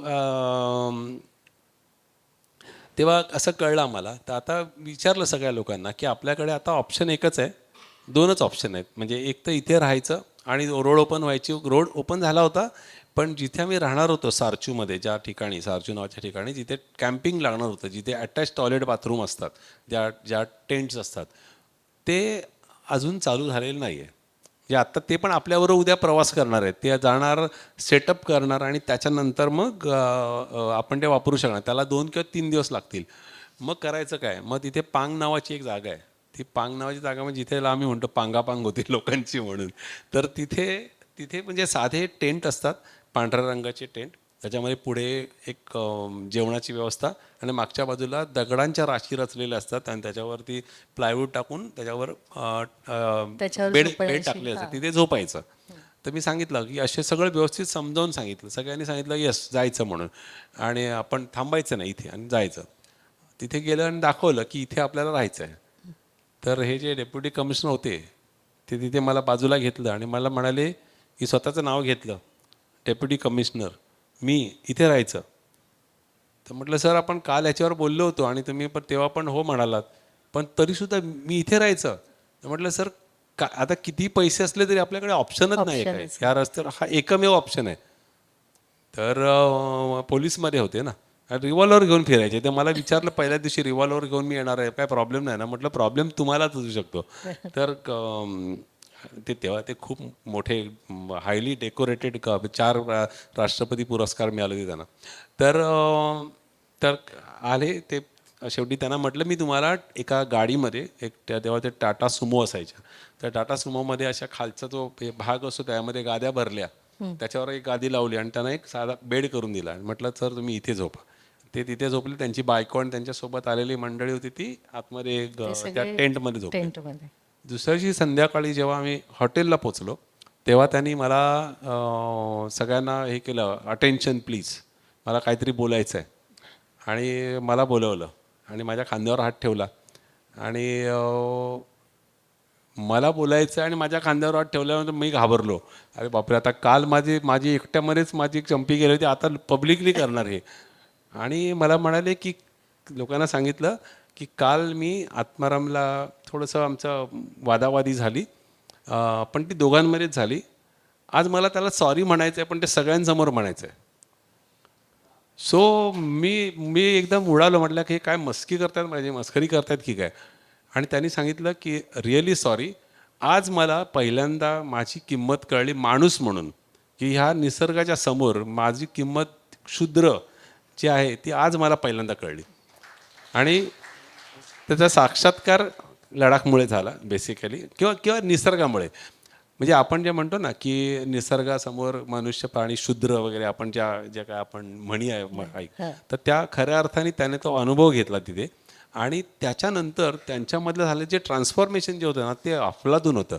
म्हणजे ते बराच आमच्याबरोबर एक मोटर बायकर्सचा ग्रुप होता, सगळी यंग मुलं होती. तर त्यांच्या सगळ्या सुरस कथा ऐकायच्या होत्या त्यांना. तर ते रोज संध्याकाळी त्यांच्याबरोबर बसायचे आणि त्यांना त्या स्टोरीज सांगायच्या त्यांच्या सगळ्या एन्काउंटर्सच्या वगैरे. आणि असं करता करता त्यांची स्वतःची त्यांना चौघांसाठी वेगळी गाडी ठेवली होती आणि बाकीच्यांना 17 सीटर एक हे होती, दोन तीन अशा 17 सीटर गाड्या होत्या. प्रत्येक दिवशी लोक सांगायचे आता आमच्याकडे यायचं तुम्ही, आता आमच्याकडे यायचं. मग त्यांच्याकडे बसून ते गप्पा टप्पा करायचे आणि त्यांना स्टोरीज सांगायचे. हे सगळं झाल्यानंतर शेवटच्या दिवशी जेव्हा श्रीनगरवरून उद्या दुसऱ्या दिवशी निघायची वेळ आली तेव्हा त्या समारोपाचा कार्यक्रम होता ना, त्या समारोपाच्या कार्यक्रमामध्ये सगळ्यांनी छान छान कौतुक केलं, छान झाली टूर, एन्जॉय केलं वगैरे वगैरे. आणि तो एंड होता तो मला फारच म्हणजे डेंजर वाटला मला, म्हणजे घाबरलो मी. त्यांची बायको समोर उठून आली आणि माझ्या पायाला हात लावला आणि म्हणाल्या मला 25 वर्षानंतर माझा नवरा, ओरिजिनल नवरा परत मिळाला. सो तर मी त्यांना म्हटलं हे क्रेडिट माझं शून्य आहे, अजिबातच नाही. कारण काय माझ्या व्यतिरिक्त दुसरा कोणीही आला असता तरीसुद्धा त्यांनी हा अनुभव घेतला असता. पण निसर्ग माणसाला कसा जाग्यावर आणतो ना, हेच उत्तम उदाहरण मी स्वतः अनेकदा पाहिलं आहे. त्यामुळे आमचे पाय वर जाण्याची शक्यता नाही, कधीच नाही. ते आयुष्यात कधीच नाही होणार ते. पण त्याचबरोबर नेव्हर गिव्ह अप हेही आहेच.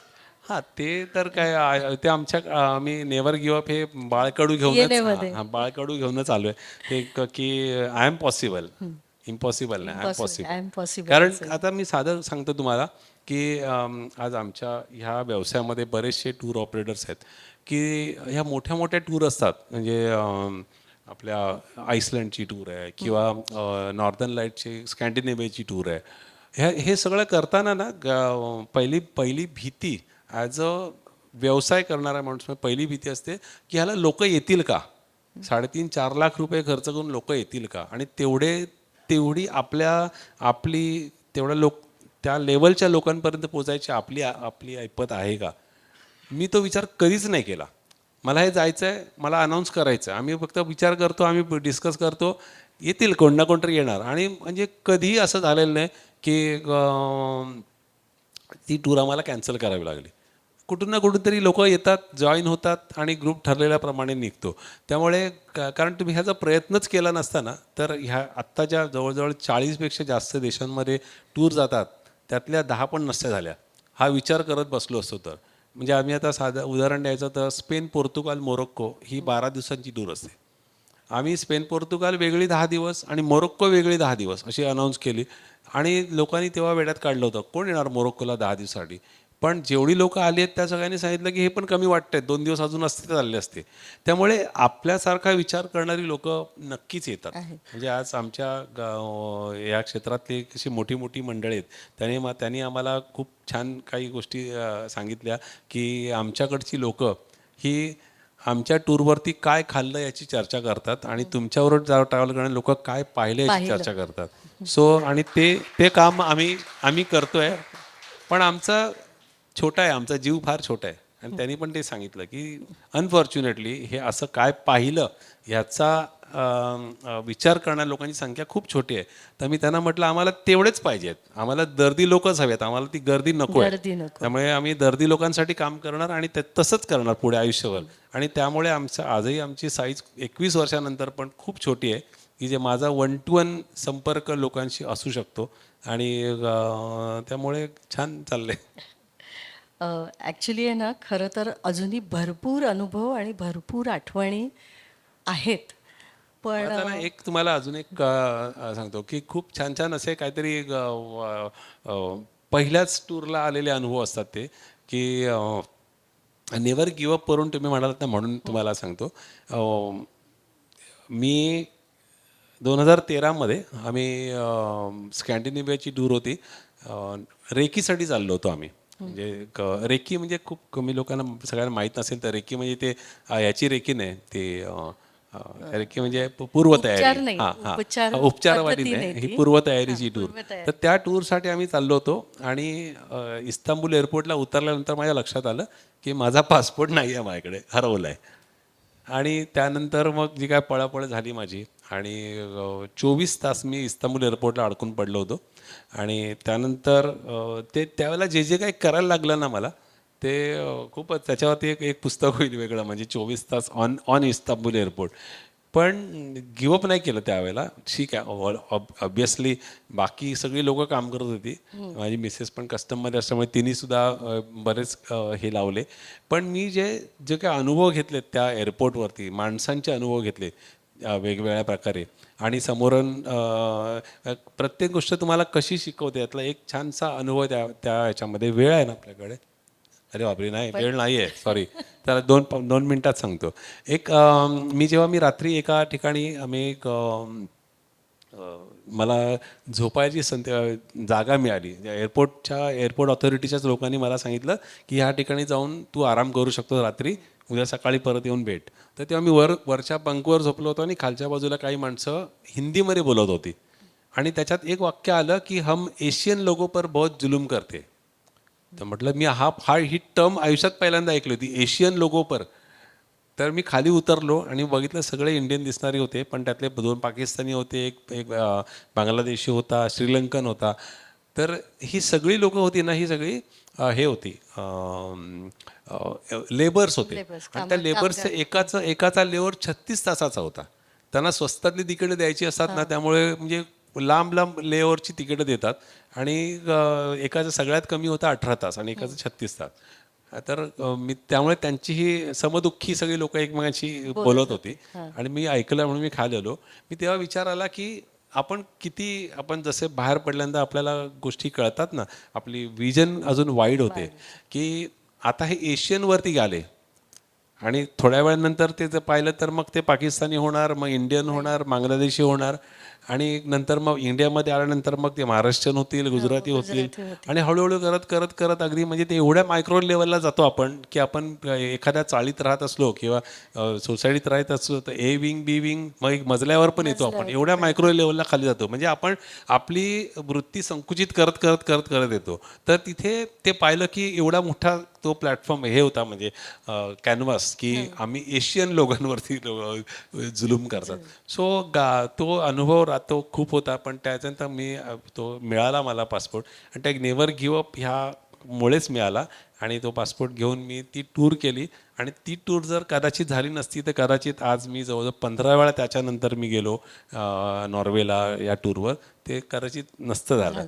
सो ते नेवर गिव्ह अप हे बाळकडूच आहे.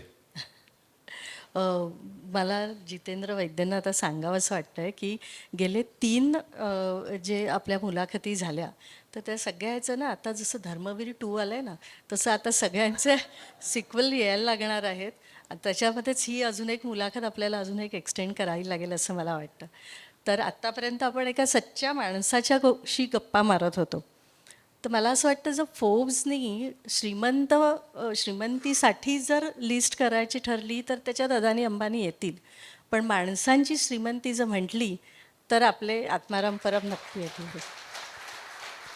तर खूप छान वाटलं गप्पांमध्ये. आणि आता बघूया वैद्यसाहेब किती मनावर घेत आहेत. कारण मला मला विशेष सांगायचं आहे की एवढ्या याच्यामध्ये मला माहिती नव्हतं की 9 वाजले, सॉरी. पण कोणी उठलं नाही. मला त्याचं मला जास्त कौतुक मला वाटतंय. अनुभवच तसे होते ना. खरं तर अजूनही बरेच अनुभव राहिलेले आहेत. पण आता आपण आवर्त घेऊया. मला वाटतं पूर्ण टीमच्या वतीने आणि जमलेल्या सगळ्या प्रेक्षकांच्या वतीने मी तुमचे धन्यवाद म्हणते. खूप खूप खूप आभार सगळ्यांचे. एवढ्या वेळ बसलात तुम्ही. धन्यवाद.